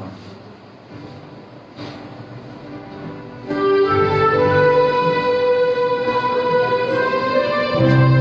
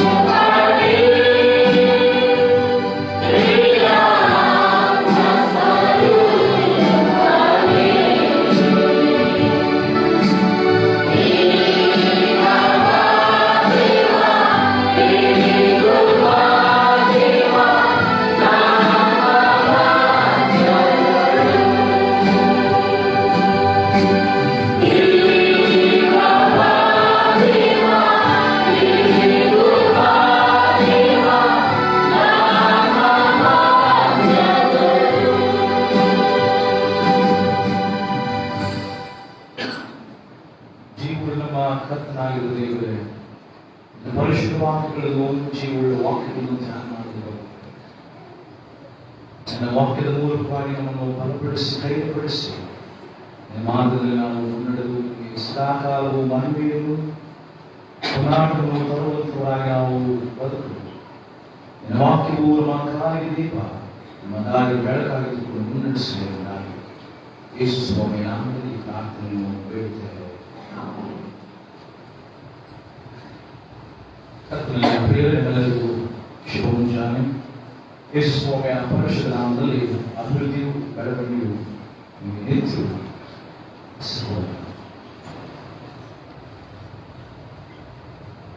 ಒಡಂಬಡಿಕೆಯ ಆರಾಧನೆಯಲ್ಲಿ ದೇವರು ನಮ್ಮನ್ನು ವಾಗ್ದಾನ ಮೂಲಕವಾಗಿ ನಿರೀಕ್ಷೆ ಮೂಲಕವಾಗಿ ನಡೆಸಿದರು. ಎಂದು ಆತನು ಆ ವಾಗ್ದಾನವನ್ನು ನೆರವೇರಿಸತಕ್ಕಂತಹ ಸಂಗತಿಗಳನ್ನು ನಮಗೆ ಸಂಭವಿಸಿರುವಂತಹ ಇಕ್ಕಟ್ಟುಗಳಿಂದ, ಹಿಂಸೆಗಳಿಂದ, ಅನೇಕ ವಿಧವಾದಂತಹ ಬಂಧನಗಳಿಂದ ನಮ್ಮನ್ನು ಬಿಡುಗಡೆ ಮಾಡುತ್ತೇನೆ ಎಂಬುದಾಗಿ ಆತನು ಪ್ರಕಟಿಸೋಣ. ನಮ್ಮ ಬದುಕಿನಲ್ಲಿ ನಮಗೆ ಬಿಡುಗಡೆ ಅಗತ್ಯ.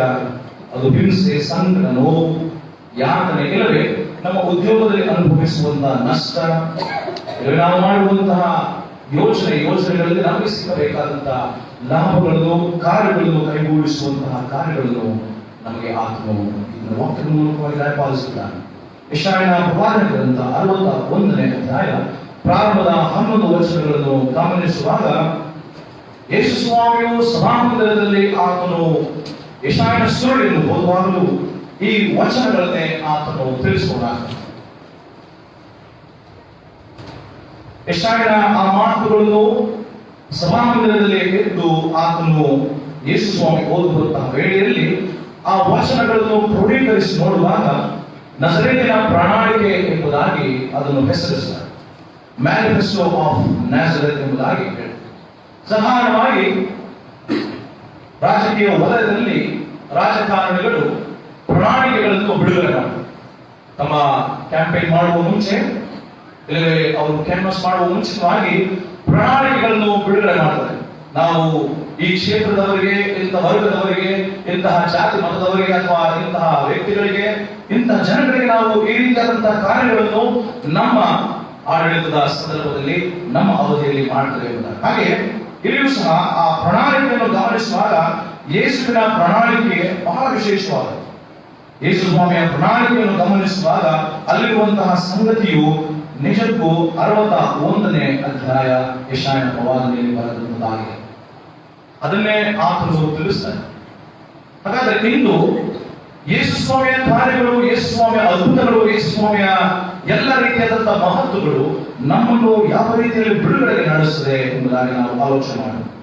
ಯೆಶಾಯನ ಪ್ರವಾದನ ಗ್ರಂಥ ಬರೆದಂತಹ ಕಾಲವನ್ನು ಗಮನಿಸಿದಾದ್ರೆ ಕ್ರಿಸ್ತಪೂರ್ವ 5 ಶತಮಾನಗಳು, 6 ಶತಮಾನಗಳು, 7 ಶತಮಾನಗಳು ಹಿಂದಿನದು. 700, 600, 500 ವರ್ಷಗಳ ಹಿಂದಿನದು. ಈ ಯೆಶಾಯನ ಪ್ರವಾದನ ಗ್ರಂಥವನ್ನು 3 ಭಾಗವನ್ನಾಗಿ ಮಾಡ್ತಾರೆ. ಮೊದಲನೇ ಅಧ್ಯಾಯದಿಂದ 39ನೇ ಅಧ್ಯಾಯದವರೆಗೆ ಓದುವಾಗ, 40ನೇ ಅಧ್ಯಾಯದಿಂದ 55ನೇ ಅಧ್ಯಾಯದವರೆಗೆ ಮತ್ತೊಂದು ಭಾಗ, 66ನೇ ಅಧ್ಯಾಯದವರೆಗೆ ಅಂದ್ರೆ 56ರಿಂದ 66ವರೆಗೆ 3 ಭಾಗಗಳನ್ನು ಮಾಡ್ತಾರೆ. ಈ 3 ಭಾಗಗಳನ್ನು ಗಮನಿಸುವಾಗ ಮೊದಲನೇ ಭಾಗ, ಮೊದಲನೇ ಅಧ್ಯಾಯದಿಂದ 39ನೇ ಅಧ್ಯಾಯದಲ್ಲಿ ಇಸ್ರಾಯೇಲು ದೇವರು ಆಳುಕೊಂಡಂತ ಜನಾಂಗ ಮಾಡಿದಂತಹ ತಪ್ಪುಗಳನ್ನು, ಪಾಪಕೃತ್ಯಗಳನ್ನು ತನ್ನ ಜನಗಳಿಗೆ ಪ್ರವಾದದಂತ ಯೆಶಾಯನ ಮೂಲಕವಾಗಿ ದೇವರು ಖಂಡಿಸುವುದನ್ನು, ಎಚ್ಚರಿಸುವುದನ್ನು, ದೇವರ ಕಡೆಗೆ ತಿರುಗಿಕೊಳ್ಳುವುದನ್ನು ಕಾಣ್ತಾರೆ. ಮತ್ತು ಆ ಇಸ್ರಾಯೇಲ್ ಜನಾಂಗ ಸೆರೆಮನೆವಾಸ ಮಾಡುವಂಥದ್ದು ಮತ್ತು ದೇವರು ಕೊಡುವಂತಹ ಶಿಕ್ಷೆಯನ್ನು ಅನುಭವಿಸುವಂತಹ ಸಂಗತಿಗಳನ್ನು ಮೊದಲ ಭಾಗದಲ್ಲಿ ನೋಡುವುದಾದ್ರೆ, ಎರಡನೇ ಭಾಗಕ್ಕೆ ಬರುವಾಗ 40ರಿಂದ 55ನೇ ಅಧ್ಯಾಯದವರೆಗೆ ಅವರನ್ನು ಬಿಡುಗಡೆ ಮಾಡ್ತಾನೆ. ನನ್ನ ಕಡೆಗೆ ತಿರುಗಿಕೊಂಡ್ರೆ ಅವರನ್ನು ಉತ್ತರಿಸ್ತೇನೆ, ನನ್ನ ಮಾತುಗಳನ್ನು ಕೇಳುವುದಾದ್ರೆ ಅವರನ್ನು ನಾನು ಅಭಿವೃದ್ಧಿ ಮಾಡ್ತೇನೆ, ಅವರನ್ನು ಈ ಬಿಡುಗಡೆಯಿಂದ ಕರೆತಂದು ತಮ್ಮ ಸ್ವದೇಶಕ್ಕೆ ಅವರು ಹಿಂತಿರುಗಿ ಹೋಗುವಾಗ ಮಾಡ್ತೇನೆ. ಅವರು ನೀನು ಸಂತೈಸು, ನನ್ನ ಮಾತುಗಳ ಪ್ರಕಾರ, ನನ್ನ ಆಜ್ಞೆಗಳ ಪ್ರಕಾರ ಅವರನ್ನು ಜೀವಿಸುವಂತೆ ಮಾಡು ಎಂಬುದಾಗಿ ಯೆಶಾಯನ ಮೂಲಕವಾಗಿ ಎರಡನೇ ಭಾಗದಲ್ಲಿ ಹೇಳ್ತಾರೆ. ಇನ್ನು 56ರಿಂದ 66ನೇ ಅಧ್ಯಾಯಗಳನ್ನು ಗಮನಿಸುವಾಗ 3ನೇ ಭಾಗದಲ್ಲಿ ಯೆರೂಸಲೇಮಿನ ಮತ್ತು ಇಸ್ರಾಯೇಲ್ ಜನರ ಸುಸ್ಥಿತಿಯು, ಇಲ್ಲವೇ ಅವರ ಮುಂದಿನ ಭವಿಷ್ಯ ಹೇಗೆ ಇರುತ್ತದೆ ಎಂಬುದಾಗಿ ದೇವರು ತನ್ನ ವಾಗ್ದಾನಗಳನ್ನು ತಿಳಿಸುವನಾಗಿದ್ದಾನೆ. ಇವರು ಯಾತಕ್ಕಾಗಿ ಸೆರೆಮನೆಗೆ ಹೋಗ್ತಾರೆ, ಯಾತಕ್ಕಾಗಿ ದೇವರ ಶಿಕ್ಷೆಯನ್ನು ಹೊಂದುತ್ತಾರೆ, ಯಾವುದಕ್ಕೋಸ್ಕರವಾಗಿ ಇವರಿಗೆ ಇಂತಹ ದುಸ್ಥಿತಿ ಬಂತು ಎಂಬುದಾಗಿ ಗಮನಿಸುವಾಗ ಆಮೋಸನ ಪ್ರವಾದನ ಗ್ರಂಥದಲ್ಲಿ ಆಮೋಸನು ಹೇಳ್ತಾನೆ. ಆಮೋಸನ ಪ್ರವಾದನ ಗ್ರಂಥವನ್ನು ತೆಗೆದುಕೊಂಡ್ರೆ ಆಮೋಸನ ಪ್ರವಾದನ ಗ್ರಂಥ 2ನೇ ಅಧ್ಯಾಯ 6ನೇ ವಚನದಿಂದ ಗಮನಿಸೋಣ. ಆಮೋಸನ ಪ್ರವಾದನ ಗ್ರಂಥ 2ನೇ ಅಧ್ಯಾಯ 6ರಿಂದ 8 ವಚನಗಳಲ್ಲಿ ತನ್ನ ಪ್ರವಾದನ ಮೂಲಕವಾಗಿ ದೇವರು ಹೀಗೆ ತಿಳಿಸ್ತಾನೆ. ಯೆಹೋವನು ಇಂತೆನ್ನುತ್ತಾನೆ, ಇಸ್ರಾಯೇಲು 3 ಹೌದು 4 ದ್ರೋಹಗಳನ್ನು ಮಾಡಿದ್ದರಿಂದ ಅದಕ್ಕಾಗುವ ದಂಡನೆಯನ್ನು ನಾನು ತಪ್ಪಿಸುವುದೇ ಇಲ್ಲ. ಎಷ್ಟು ತಪ್ಪುಗಳನ್ನು ಮಾಡಿದರೆ? 3-4 ತಪ್ಪುಗಳು, ಇನ್ನೂ ಅನೇಕ ತಪ್ಪುಗಳನ್ನು ಮಾಡಿರುವುದರಿಂದ ನಾನು ಇಸ್ರಾಯೇಲಿಗೆ ಆಗುವಂತ ದಂಡನೆಯನ್ನು ನಾನು ತಪ್ಪಿಸುವುದಿಲ್ಲ, ನಾನು ದಂಡಿಸ್ತೇನೆ, ನಾನು ಅವರನ್ನು ಶಿಕ್ಷಿಸ್ತೇನೆ ಎಂಬುದಾಗಿ. ಯಾಕೆ? ಅವರ ಪಾಪಕೃತ್ಯಗಳು, ಅವರ ಕಾರ್ಯಗಳು, ಅವರ ಜೀವಿತ ಹೇಗಿತ್ತು ಎಂಬುದಾಗಿ ಗಮನಿಸುವಾಗ ಮುಂದಿನ ವಚನದಲ್ಲಿ ಆಮೋಸನು ತಿಳಿಸ್ತಾನೆ, ಇಸ್ರಾಯೇಲರು ನ್ಯಾಯವಂತರನ್ನು ಬೆಳ್ಳಿಗೆ ಮಾಡುತ್ತಾರೆ. ಹಾಗಾದ್ರೆ ನ್ಯಾಯವನ್ನು ಅವರು ನ್ಯಾಯವನ್ನು ಮಾಡ್ತಾರೆ, ಅವರು ನ್ಯಾಯವನ್ನು ಆಚರಿಸುವುದಿಲ್ಲ, ಅನ್ಯಾಯವನ್ನು ಅಲ್ಲಿ ಮಾಡ್ತಾರೆ. ನ್ಯಾಯವಂತರಾಗಿರುವಂತಹ ಪ್ರತಿಯೊಬ್ಬ ಸದಸ್ಯರನ್ನು ಬೆಳ್ಳಿಯನ್ನು ಕೊಟ್ಟು ಅವರಿಗೆ ಮಾಡಿದವರನ್ನು ಮಾಡಿಬಿಡ್ತಾರೆ. ನ್ಯಾಯದ ಸ್ವರವನ್ನು ಅವರು ಅದನ್ನು ಬಿಡುತ್ತಾರೆ, ತುಳಿಯುತ್ತಾರೆ, ನ್ಯಾಯವು ಆಚರಿಸುವುದಕ್ಕೆ ಬಿಡುವುದಿಲ್ಲ. ಮುಂದಿನ ವಚನ, ಒಂದು ಜೊತೆ ಕೆರದ ಸಾಲಕ್ಕಾಗಿ ದಿಕ್ಕಿಲ್ಲದವರನ್ನು ಎಚ್ಚರಿಸುತ್ತಾರೆ. ದಿಕ್ಕಿಲ್ಲದವರನ್ನು ಪೋಷಿಸಬೇಕಾಗಿತ್ತು, ದಿಕ್ಕಿಲ್ಲದವರನ್ನು ಪರಾಮರಿಸಬೇಕಾಗಿತ್ತು, ದಿಕ್ಕಿಲ್ಲದಂತಹ ವಿಧವೆಯರನ್ನು, ವಿಧುರರನ್ನು, ಬಡವರನ್ನು ಅವರೇನ್ ಮಾಡಬೇಕಾಗಿತ್ತು, ಅವರನ್ನು ಪೋಷಿಸುವಂತಹ ಯಾವುದೇ ಕಾರ್ಯವನ್ನು ಇಸ್ರಾಯೇಲರು ಮಾಡಲಿಲ್ಲ. 7ನೇ ವಚನ ಹೇಳ್ತದೆ, ಬಡವನು ತಲೆ ಮೇಲೆ ಎರಚಿಕೊಂಡು ನೆಲದ ಧೂಳನ್ನು ಆತುರವಾಗಿ ಆಶಿಸುತ್ತಾರೆ. ಅವರನ್ನು ನೆಲಕ್ಕೆ ಅದು ಬಿಡುತ್ತಾರೆ. ಬಡವರು ಯಾವುದೇ ರೀತಿಯಾದಂತಹ ಅವರ ಸಂಪಾದನೆಗೆ ಅವರು ಬಿಡುತ್ತಿರಲಿಲ್ಲ. ಅವರು ಎಷ್ಟೇ ಸಂಪಾದನೆ ಮಾಡುತ್ತಿದ್ರು ಇಸ್ರಾಯೇಲ್ ಜನರು ಮುಖಂಡರಾಗಲಿ ಯಾವುದೇ ವ್ಯಕ್ತಿಗಳಾಗಲಿ ಶ್ರೀಮಂತರಾಗಲಿ ಅವರಿಂದ ಕಿತ್ತು ತಿನ್ನುತ್ತಾರೆ. ದೀನರ ದಾರಿಗೆ ಅಡ್ಡಿ ಹಾಕುತ್ತಾರೆ. ದೀನರು ಯಾವುದೇ ಒಳ್ಳೆಯ ಮಾರ್ಗದಲ್ಲಾಗಲಿ ಸಂಪಾದನೆ ಮಾಡುವುದಕ್ಕಾಗಲಿ ಅವರನ್ನು ಬಿಡುತ್ತಿರಲಿಲ್ಲ. ಅವರನ್ನು ಅದನ್ನು ಬಿಡುತ್ತಾ ಇದ್ರು ಮತ್ತು ಅವರಿಗೆ ಯಾವುದೇ ರೀತಿಯಾದಂತಹ ಒಳ್ಳೆಯ ಸಂಗತಿಗಳು, ಆಶೀರ್ವಾದಗಳು ಲಭಿಸುವಂತೆ ಮಾಡುತ್ತಿರಲಿಲ್ಲ. ಅವರನ್ನು ಅಭಿವೃದ್ಧಿ ಆಗುವುದಕ್ಕೆ ಬಿಡುತ್ತಿರಲಿಲ್ಲ. ಬಡವರು ಇನ್ನಷ್ಟು ಬಡವರಾಗಬೇಕು, ಶ್ರೀಮಂತರು ಇನ್ನಷ್ಟು ಶ್ರೀಮಂತರಾಗಬೇಕು. ಇಂತಹ ಪರಿಸ್ಥಿತಿಯಲ್ಲಿ ಇಸ್ರಾಯೇಲ್ ಜನರು ಅಲ್ಲಿದ್ದಂತಹ ವ್ಯಕ್ತಿಗಳು ಆಗಿದ್ರು. ಮಗನೂ ತಂದೆಯು ಒಬ್ಬಳಲ್ಲೇ ಹೋಗಿ ನನ್ನ ಪವಿತ್ರ ನಾಮವನ್ನು ಅಪಕೀರ್ತಿಗೆ ಗುರಿ ಮಾಡುತ್ತಾರೆ. ನೋಡಿ, ವ್ಯಭಿಚಾರದ ಕೃತ್ಯ. ಒಂದೊಂದು ಯಜ್ಞವೇದಿಯ ಹತ್ತಿರದಲ್ಲಿಯೂ ಅಡವಾಗಿ ಇಟ್ಟುಕೊಂಡ ಬಟ್ಟೆಗಳ ಮೇಲೆ ಮಲಗಿಕೊಳ್ಳುತ್ತಾರೆ. ಇದು ಅನ್ಯಾಯದ ಕಾರ್ಯಗಳು. ದಂಡ ಹಾಕಿಸಿಕೊಂಡವರ ದ್ರಾಕ್ಷಾರಸವನ್ನು ತಮ್ಮ ದೇವರ ಮಂದಿರದಲ್ಲಿಯೂ ಕುಡಿಯುತ್ತಾರೆ. ದೇವರ ಮಂದಿರದಲ್ಲಿದ್ದಂತಹ ದ್ರಾಕ್ಷಾರಸವು ಮತ್ತು ಮಾರುತ್ತಿದ್ದಂತಹ ದ್ರಾಕ್ಷಾರಸವನ್ನು ಆಲಯದಲ್ಲಿ ಅಪವಿತ್ರ ಮಾಡಿದ್ದಾರೆ. ಮತ್ತು ಎಲ್ಲ ರೀತಿಯ ಅಪವಿತ್ರ ಕಾರ್ಯಗಳು ಆಲಯದಲ್ಲೂ ನಡೆಯುತ್ತಿತ್ತು, ರಾಜಕೀಯ ವಲಯದಲ್ಲಿತ್ತು, ಸಮಾಜದಲ್ಲಿತ್ತು, ಧಾರ್ಮಿಕ ವಲಯದಲ್ಲಿ, ಎಲ್ಲ ವಲಯದಲ್ಲಿ ಇದ್ದುದರಿಂದ ದೇವರೇನ್ ಮಾಡ್ತಾನೆ, ಇವರಿಗೆ ನಾನು ದಂಡನೆಯನ್ನು ನಾನು ತಪ್ಪಿಸುವುದಿಲ್ಲ. ಅದಕ್ಕಾಗಿ ಅವರಿಗೆ ಮಾಡಿದಂತಹ ದಂಡನೆಗೆ ಸರಿಯಾಗಿ ಮಾಡ್ತಾನೆ, ಅವರು ಸೆರೆಮನೆಗೆ ಅನ್ಯ ಜನಾಂಗದವರ ಕೈಗಳಿಗೆ ಇವರನ್ನು ನಡೆಸ್ತಾರೆ. ಅನ್ಯ ಜನಾಂಗದ ಅರಸರು ಇವರನ್ನು ಆಳುವಂತೆ ಮಾಡ್ತಾರೆ. ಅನ್ಯ ಜನಾಂಗದ ಅರಸರು ಇವರನ್ನು ಬಡವರನ್ನಾಗಿ ಮಾಡ್ತಾರೆ. ಅನ್ಯ ಜನಾಂಗದ ಅರಸರು, ಅನ್ಯ ಜನಾಂಗದವರು ಇಸ್ರಾಯೇಲರನ್ನು ಆಳುವಂತೆಯೂ ಅವರನ್ನು ಮುನ್ನಡೆಸುವಂತಹ ಪರಿಸ್ಥಿತಿಗೆ ದೇವರು ಅವರನ್ನು ತರುತ್ತಾರೆ.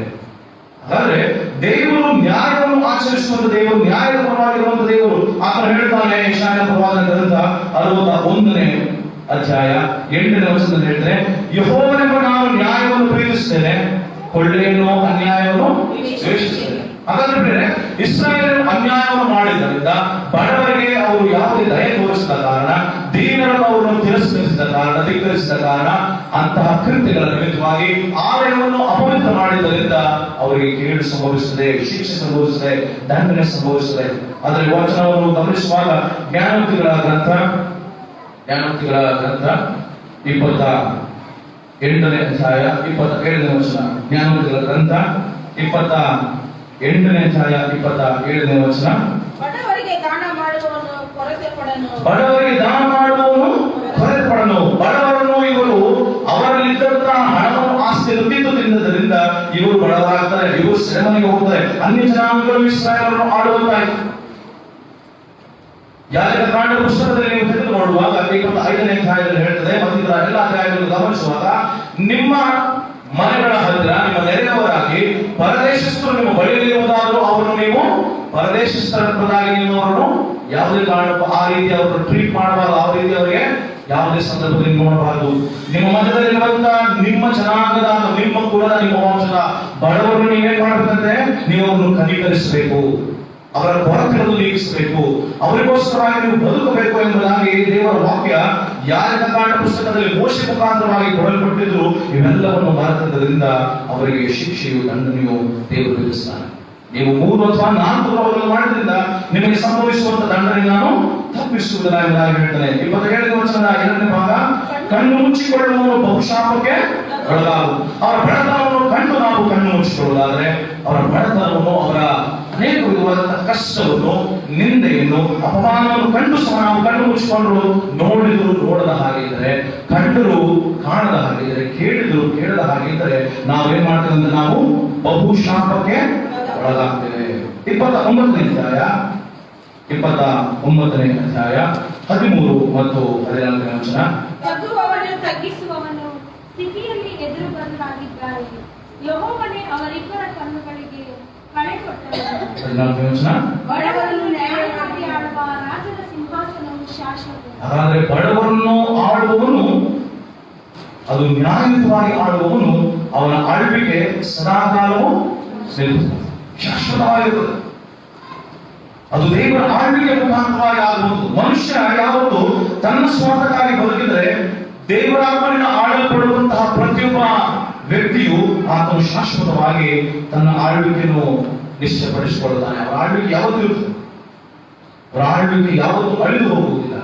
ಎದುರು ಬದುಕಿನಲ್ಲಿ ತಗ್ಗುವವನು ತಗ್ಗಿಸುವವನು ಇಬ್ಬರು ಇರ್ತಾರೆ. ಬಡವನು ಶ್ರೀಮಂತನು, ಬದಲಿತನು ಅಥವಾ ಎಲ್ಲರೂ ಸಹ ಒಂದೇ ಸ್ಥಿತಿಯಲ್ಲಿ ಎದುರು ಬದಲಾಗಿ ಜೀವಿಸ್ತಾ ಇರ್ತಾರೆ. ಗಲಾತ್ಯ ಪತ್ರಿಕೆ 3ನೇ ಅಧ್ಯಾಯ 28ನೇ ವಚನ. ಗಲಾತ್ಯ ಪತ್ರಿಕೆ 3:28. ನೀವೆಲ್ಲರೂ ಕ್ರಿಸ್ತ ಯೇಸುವಿನಲ್ಲಿ ಒಂದೇ ಆಗಿರುವುದರಿಂದ ಯಹೂದ್ಯನು ಗ್ರೀಕನು ಎಂದು, ಆಳು ಒಡೆಯ ಎಂದು, ಗಂಡು ಹೆಣ್ಣು ಎಂದು ಭೇದವಿಲ್ಲ. ಭೇದ ಭಾವವಿಲ್ಲ ಎಂಬುದಾಗಿ ದೇವರ ವಾಕ್ಯ ತಿಳಿಸುತ್ತದೆ.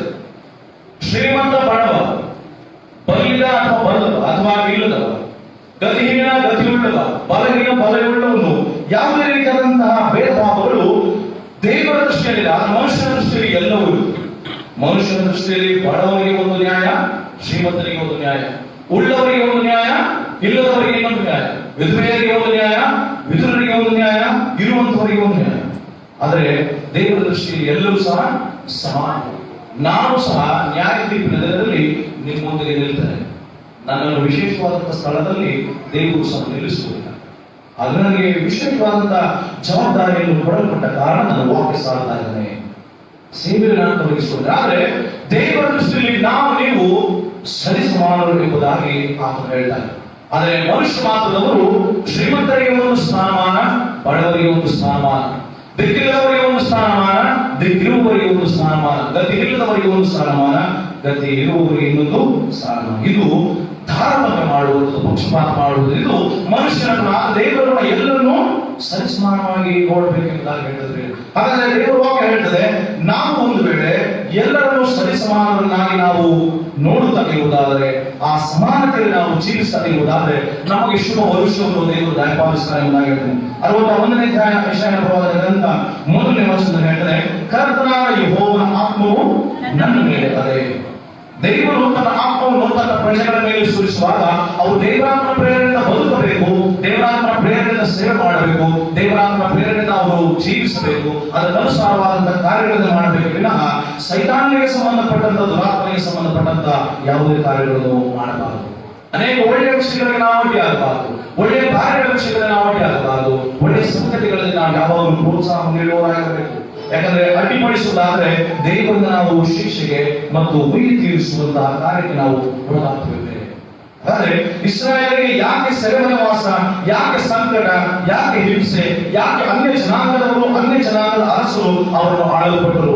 ಯೆರೂಸಲೇಮಿನಿಂದ ಅವರ ಎಲ್ಲ ಆಸ್ತಿ ಪಾಸ್ತಿಗೆ ಸೂರೆ ಆಯಿತು. ಯೆರೂಸಲೇಮಿನಲ್ಲಿದ್ದಂತಹ ಎಲ್ಲ ಅವರ ಭೂಮಿಯು ಬೇರೊಬ್ಬರ ವಶವಾಯಿತು. ಅವರನ್ನು ಬಡತನಕ್ಕೆ ನಿರ್ಗತಿಕರಾಗಿ ಅವರು ಯಾವ ಕಾರ್ಯವನ್ನು ತಮ್ಮ ಜನರಿಗೆ ಇತರ ದೇಶಸ್ಥರಿಗೆ ಮಾಡಿದ್ರು ಅದೇ ಪರಿಸ್ಥಿತಿಯನ್ನು ದೇವರು ಅವರಿಗೆ ಬರಮಾಡ್ತಾನೆ. ನಾವು ಮೊನ್ನೆ ದಿನ ನಾನು ಹೇಳಿದೆ, ನೀವು ಏನನ್ನು ಬಿತ್ತುತ್ತೀರಾ ಅದನ್ನೇ ಕೊಯ್ಯುತ್ತೀರಿ. ನೀವು ಪರನಿಗೆ ಪ್ರೀತಿಯನ್ನು ಕೊಟ್ರೆ ಆ ಪ್ರೀತಿಯನ್ನು ದೇವರಿಗೆ ದಯಪಾಲಿಸ್ತಾನೆ. ಪರನಿಗೆ ನೀವು ದ್ವೇಷವನ್ನು ಕೊಟ್ರೆ ಆ ದ್ವೇಷವನ್ನು ನೀವು ಹಿಂತಿರುಗಿ ಪಡೆದಿಲ್ಲ. ಪರನಿಗೆ ನೀವು ದಾನ ಮಾಡಿದ್ರೆ ಆ ದಾನವನ್ನು ನೀವು ಪಡೆದಿಲ್ಲ. ಪರರಿಗೆ ನೀವು ಸಹಾಯ ಮಾಡುವುದಾದರೆ ಆ ಸಹಾಯ ನೀವು ಹಿಂತಿರುಗಿ ಪಡೆದಿಲ್ಲ. ಪರರಿಗೆ ನೀವು 10 ರೂಪಾಯಿ ಕೊಡುವಂತ ಮನಸ್ಸು ನಿಮಗೆ ಬಂದರೆ ದೇವರು ನಿಮಗೆ 100 ರೂಪಾಯಿ ಕೊಡುವಷ್ಟರ ಮಟ್ಟಿಗೆ ನಿಮ್ಮ ಆಸ್ತಿ ಪಾಸ್ತಿಯನ್ನು ಹೆಚ್ಚಿಸ್ತಾನೆ. ನಿಮ್ಮ ಕಾರ್ಯಗಳಲ್ಲಿ ಸಫಲತೆಯನ್ನು ನೀಡ್ತಾನೆ. ನಿಮ್ಮ ಉದ್ಯೋಗದಲ್ಲಿ ಅಭಿವೃದ್ಧಿ ಮಾಡ್ತಾನೆ. ನಿಮ್ಮ ಕೆಲಸಗಳು ಕೈಗೂಡುವಂತೆ ಮಾಡ್ತಾನೆ. ಯಶಸ್ಸುಗಳನ್ನು ದಯಪಾಲಿಸ್ತಾನೆ. ನಿಮ್ಮನ್ನು ಸದಾಕಾಲ ಅಭಿವೃದ್ಧಿ ಪಡಿಸ್ತಾನೆ. ನೀವು ಇನ್ನೊಬ್ಬರಿಂದ ಕಿತ್ತು ತಿಂದ್ರೆ ನಿಮ್ಮಿಂದ ಇನ್ನಷ್ಟು ದೇವರು ಕಿತ್ಕೊಳ್ತಾನೆ. ನೀವು ಇನ್ನೊಬ್ಬರನ್ನು ಅಳಿಸಿದ್ರೆ ದೇವರು ನಿಮ್ಮನ್ನು ಅಳಿಸುತ್ತೆ.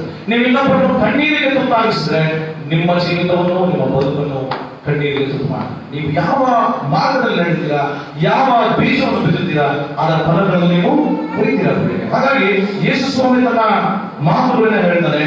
ಲೂಕನ ಸುವಾರ್ತೆ 4ನೇ ಅಧ್ಯಾಯದಲ್ಲಿ ಹೇಳ್ತಾನೆ, ಅದೇ ಮಾತುಗಳನ್ನು ಯೆಶಾಯನಲ್ಲಿರುವಂತಹ ಮಾತುಗಳನ್ನು ಜನರಿಗೆ ತಿಳಿಸ್ತಾನೆ. ಇದರಲ್ಲಿ ನಜರೇತಿನವರು ಯೇಸುವನ್ನು ತಳ್ಳಿಬಿಟ್ಟದ್ದು ಎಂಬುದಾಗಿ ಶೀರ್ಷಿಕೆಯನ್ನು ನಾವು ಅಲ್ಲಿ ಕಾಣ್ತೇವೆ.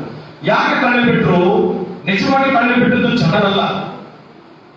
ನಜರೇತಿನ ಜನರು ತಳ್ಳಿಬಿಟ್ಟದ್ದು ಯಾರಂದ್ರೆ, ಯಾವ ಕಾರ್ಯದಿಂದ ಯೇಸು ಪ್ರಸಿದ್ಧನಾಗ್ತಿದ್ದ, ಯಾವ ಸೇವೆಯಿಂದ ದೇವರ ಕಾರ್ಯಗಳು ಅಲ್ಲಿ ನಡೆಯುತ್ತಾ ಇತ್ತು, ಅದನ್ನು ಸಹಿಸಲಾಗದಂತ ಜನರು, ಅದನ್ನು ಸಹಿಸಿಕೊಳ್ಳಲಾಗದಂತಹ ವ್ಯಕ್ತಿಗಳು, ನಾಯಕರು ಯೇಸು ಸ್ವಾಮಿಯನ್ನು ಆ ಊರಿನವರಿಗೆ ತಪ್ಪಾದ ಮಾರ್ಗದಿಂದ ಆ ಊರಿನವರನ್ನು ಹಿಂತಿರುಗಿ ಬೀಳುವ ಹಾಗೆ ಯೇಸು ಸ್ವಾಮಿಗೆ ವಿರುದ್ಧವಾಗಿ ತಿರುಗಿಸುವಂತ ಕಾರ್ಯಗಳನ್ನು ಮಾಡ್ತಾರೆ. ಅಲ್ಲಿ ಯೇಸು ಸ್ವಾಮಿ ಹೇಳ್ತಾರೆ, ನಾನು ಈ ಕಾರ್ಯವನ್ನು ಈಗಾಗಲೇ ಮಾಡಿದ್ದೇನೆ.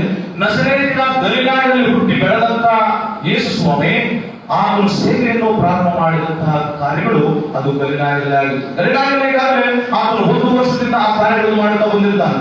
ಸಭಾಮಂದಿರದಲ್ಲಿ ಅಂದು ಆತನು ಪಾರಾಯಣಕ್ಕಾಗಿ ಎದ್ದು ನಿಂತಾಗ ಎಲ್ಲರೂ ಸಹ ಎದ್ದು ನಿಂತು ಆ ಪಾರಾಯಣವನ್ನು ಓದುವಂತ ವೇಳೆಯಲ್ಲಿ ಅವರಿಗೆ ಗೋಚರವಾಗ್ತದೆ, ಯೇಸು ಸ್ವಾಮಿ 1 ವರ್ಷದಿಂದ ಈ ಕಾರ್ಯಗಳನ್ನು ಮಾಡ್ತಾ ಇದ್ದಾನಲ್ಲ ಎಂಬುದಾಗಿ.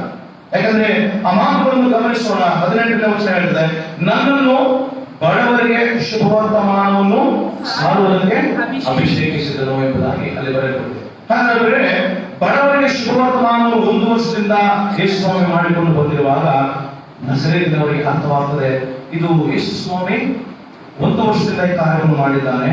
ಅದನ್ನೇ ತಾನೇ 600 ವರ್ಷಗಳ ಹಿಂದೆ ನನ್ನ ಪೂರ್ವಿಕರ ಪ್ರವಾದಿಯಾದಂತಹ ಯೆಶಾಯನು ಹೇಳಿತು ಎಂಬುದಾಗಿ ಅವರಿಗೆ ತಿಳಿದು ಬರುತ್ತದೆ. ಸೆರೆಯವರಿಗೆ ಬಿಡುಗಡೆಯಾಗುವುದನ್ನು ಮತ್ತು ಕುರುಡರಿಗೆ ಕಂಡು ಬರುವುದನ್ನು ಪ್ರಸಿದ್ಧಿಪಡಿಸುವುದಕ್ಕೂ ಮನಮುರಿದವರನ್ನು ಬೆಳೆಸಿ ಕಳುಹಿಸುವುದಕ್ಕೂ ಕರ್ತನು ನೇಮಿಸಿರುವ ಶುಭ ವರ್ಷವನ್ನು ಪ್ರಚುರಪಡಿಸುವುದಕ್ಕೂ ಆತನು ನನ್ನನ್ನು ಕಳುಹಿಸಿದನು. ಹಾಗಾದ್ರೆ ಯೇಸು ಸ್ವಾಮಿಯ ಅದ್ಭುತ ಕೃತ್ಯಗಳು, ಯೇಸು ಸ್ವಾಮಿಯ ಮಹತ್ತಾದಂತಹ ಕಾರ್ಯಗಳು, ಯೇಸು ಸ್ವಾಮಿಯ ಸೇವೆ ಈಗಾಗಲೇ ಯೆಶಾಯನಲ್ಲಿ ಬರೆದಿರುವಂತೆ ಪ್ರಚಲಿತವಾಗಿತ್ತು, ಬಹಳ ಪ್ರಬಲವಾಗಿತ್ತು, ಬಹಳ ಪ್ರಸಿದ್ಧವಾಗಿತ್ತು.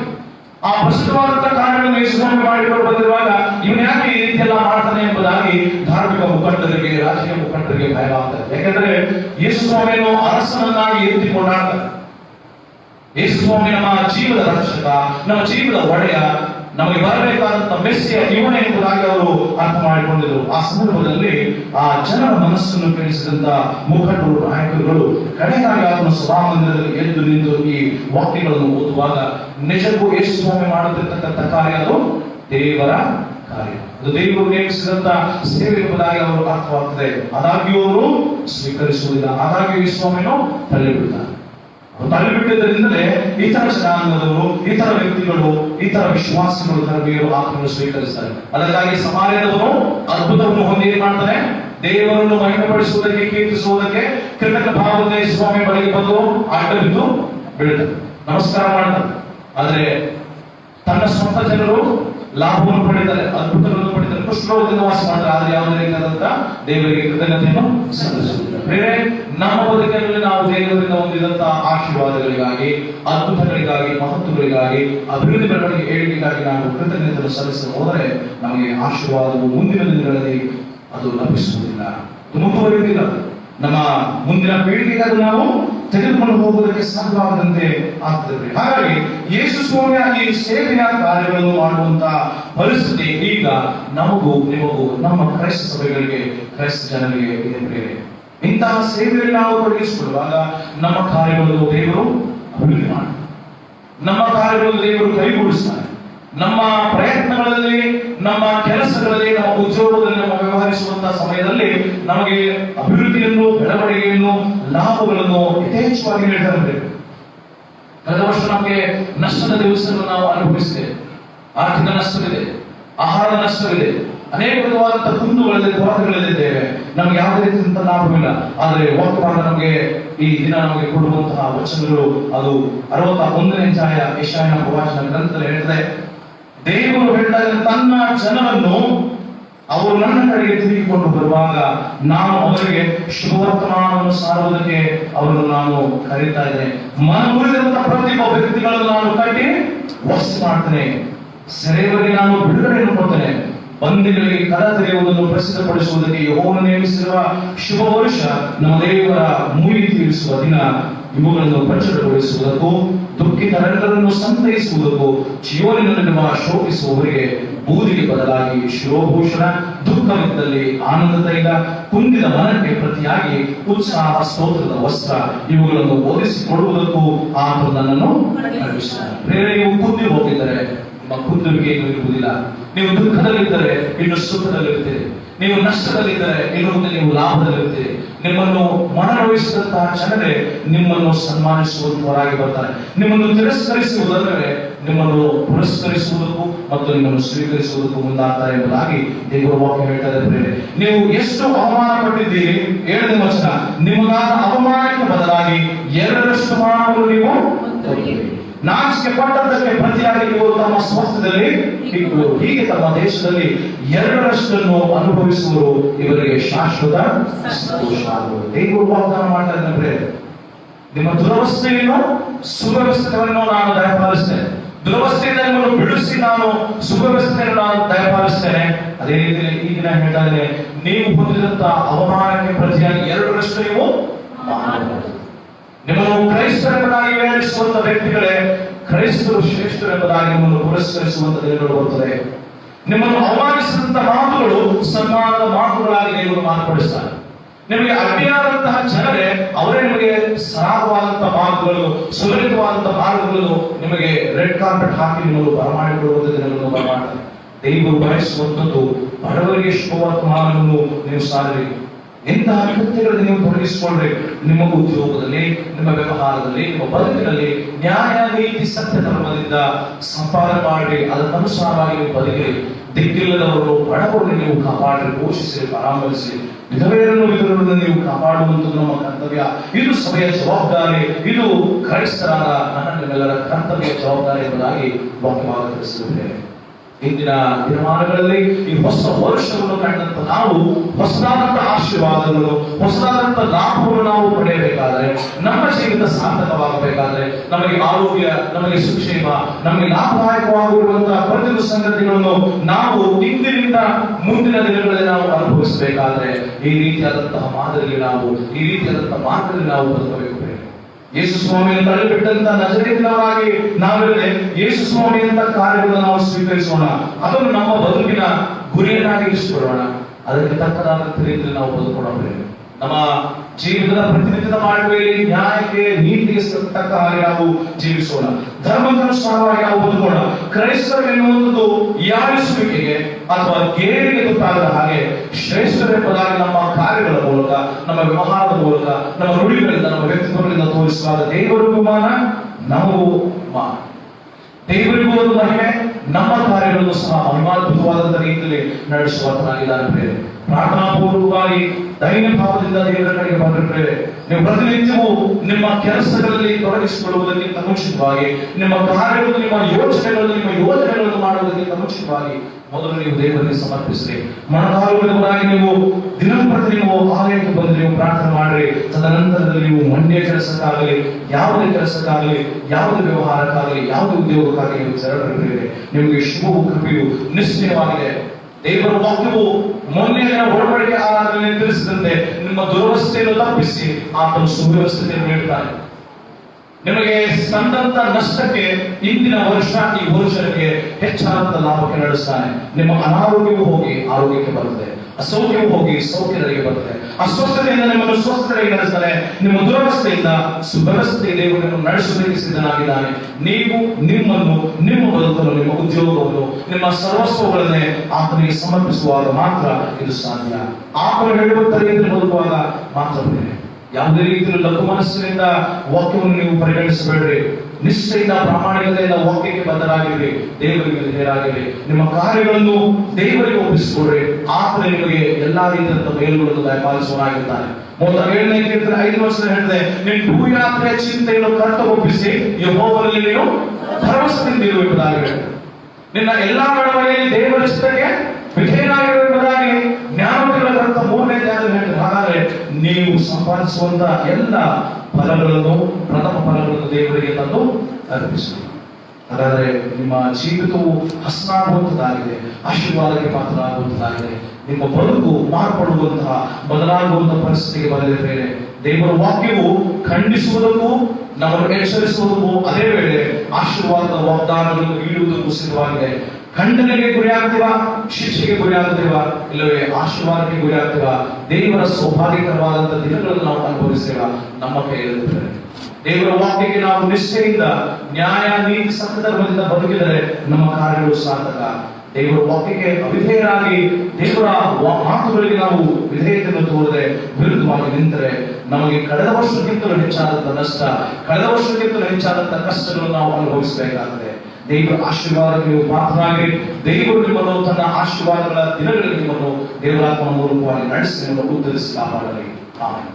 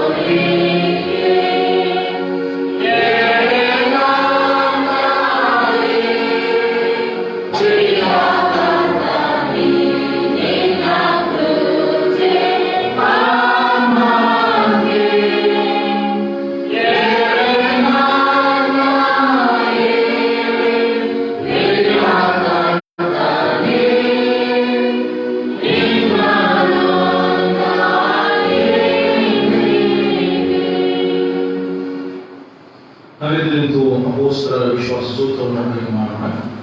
128ನೇ ಪುಟದಲ್ಲಿರುವಂತಹ ಅಪೊಸ್ತಲರ ವಿಶ್ವಾಸ ಸೂತ್ರವನ್ನು ಅಧ್ಯಯನ ಮಾಡೋಣ. ಪರಲೋಕ ಭೂಲೋಕಗಳನ್ನು ಸೃಷ್ಟಿಸಿದ ಸರ್ವಶಕ್ತನಾಗಿರುವ ತಂದೆಯ ದೈವನಾಮಕ್ಕೆ, ಆತನೇ ಕುಮಾರನಾಗಿರುವ ನಮ್ಮ ಪ್ರಭುವಾದ ಯೇಸು ಕ್ರಿಸ್ತನ ನಾಮಕ್ಕೆ, ಏಕ ಪವಿತ್ರಾತ್ಮನಿಂದ ಕನ್ಯಾಮರಿಯ ಗರ್ಭದಲ್ಲಿ ಧರಿಸಲ್ಪಟ್ಟು ಆತನಿಗೆ ಹೋಗಿ ಪುಣ್ಯಗಳಾದ ಆದಿಪತಿಗೆ ಶ್ರಮ ಹೊಂದಿ ಶಿಲುಬೆಗೆ ನೇರಲ್ಪಟ್ಟು ಸತ್ತವರನ್ನು ಕಂಡು ಆಹಾರವಾಗಿ ಇಳಿದು ಮರುನಿರೀಕ್ಷಿಸಿದ ಸತ್ತವರನ್ನು ಎದ್ದು ಪರಲೋಕಕ್ಕೆ ಹೋಗಿ ಸರ್ವಶಕ್ತನಾಗಿರುವ ತಂದೆಯ ದೇವರ ಬಲಪಾರ್ಶ್ವದಲ್ಲಿ ಕುಳಿತುಕೊಂಡಿದ್ದಾನೆ.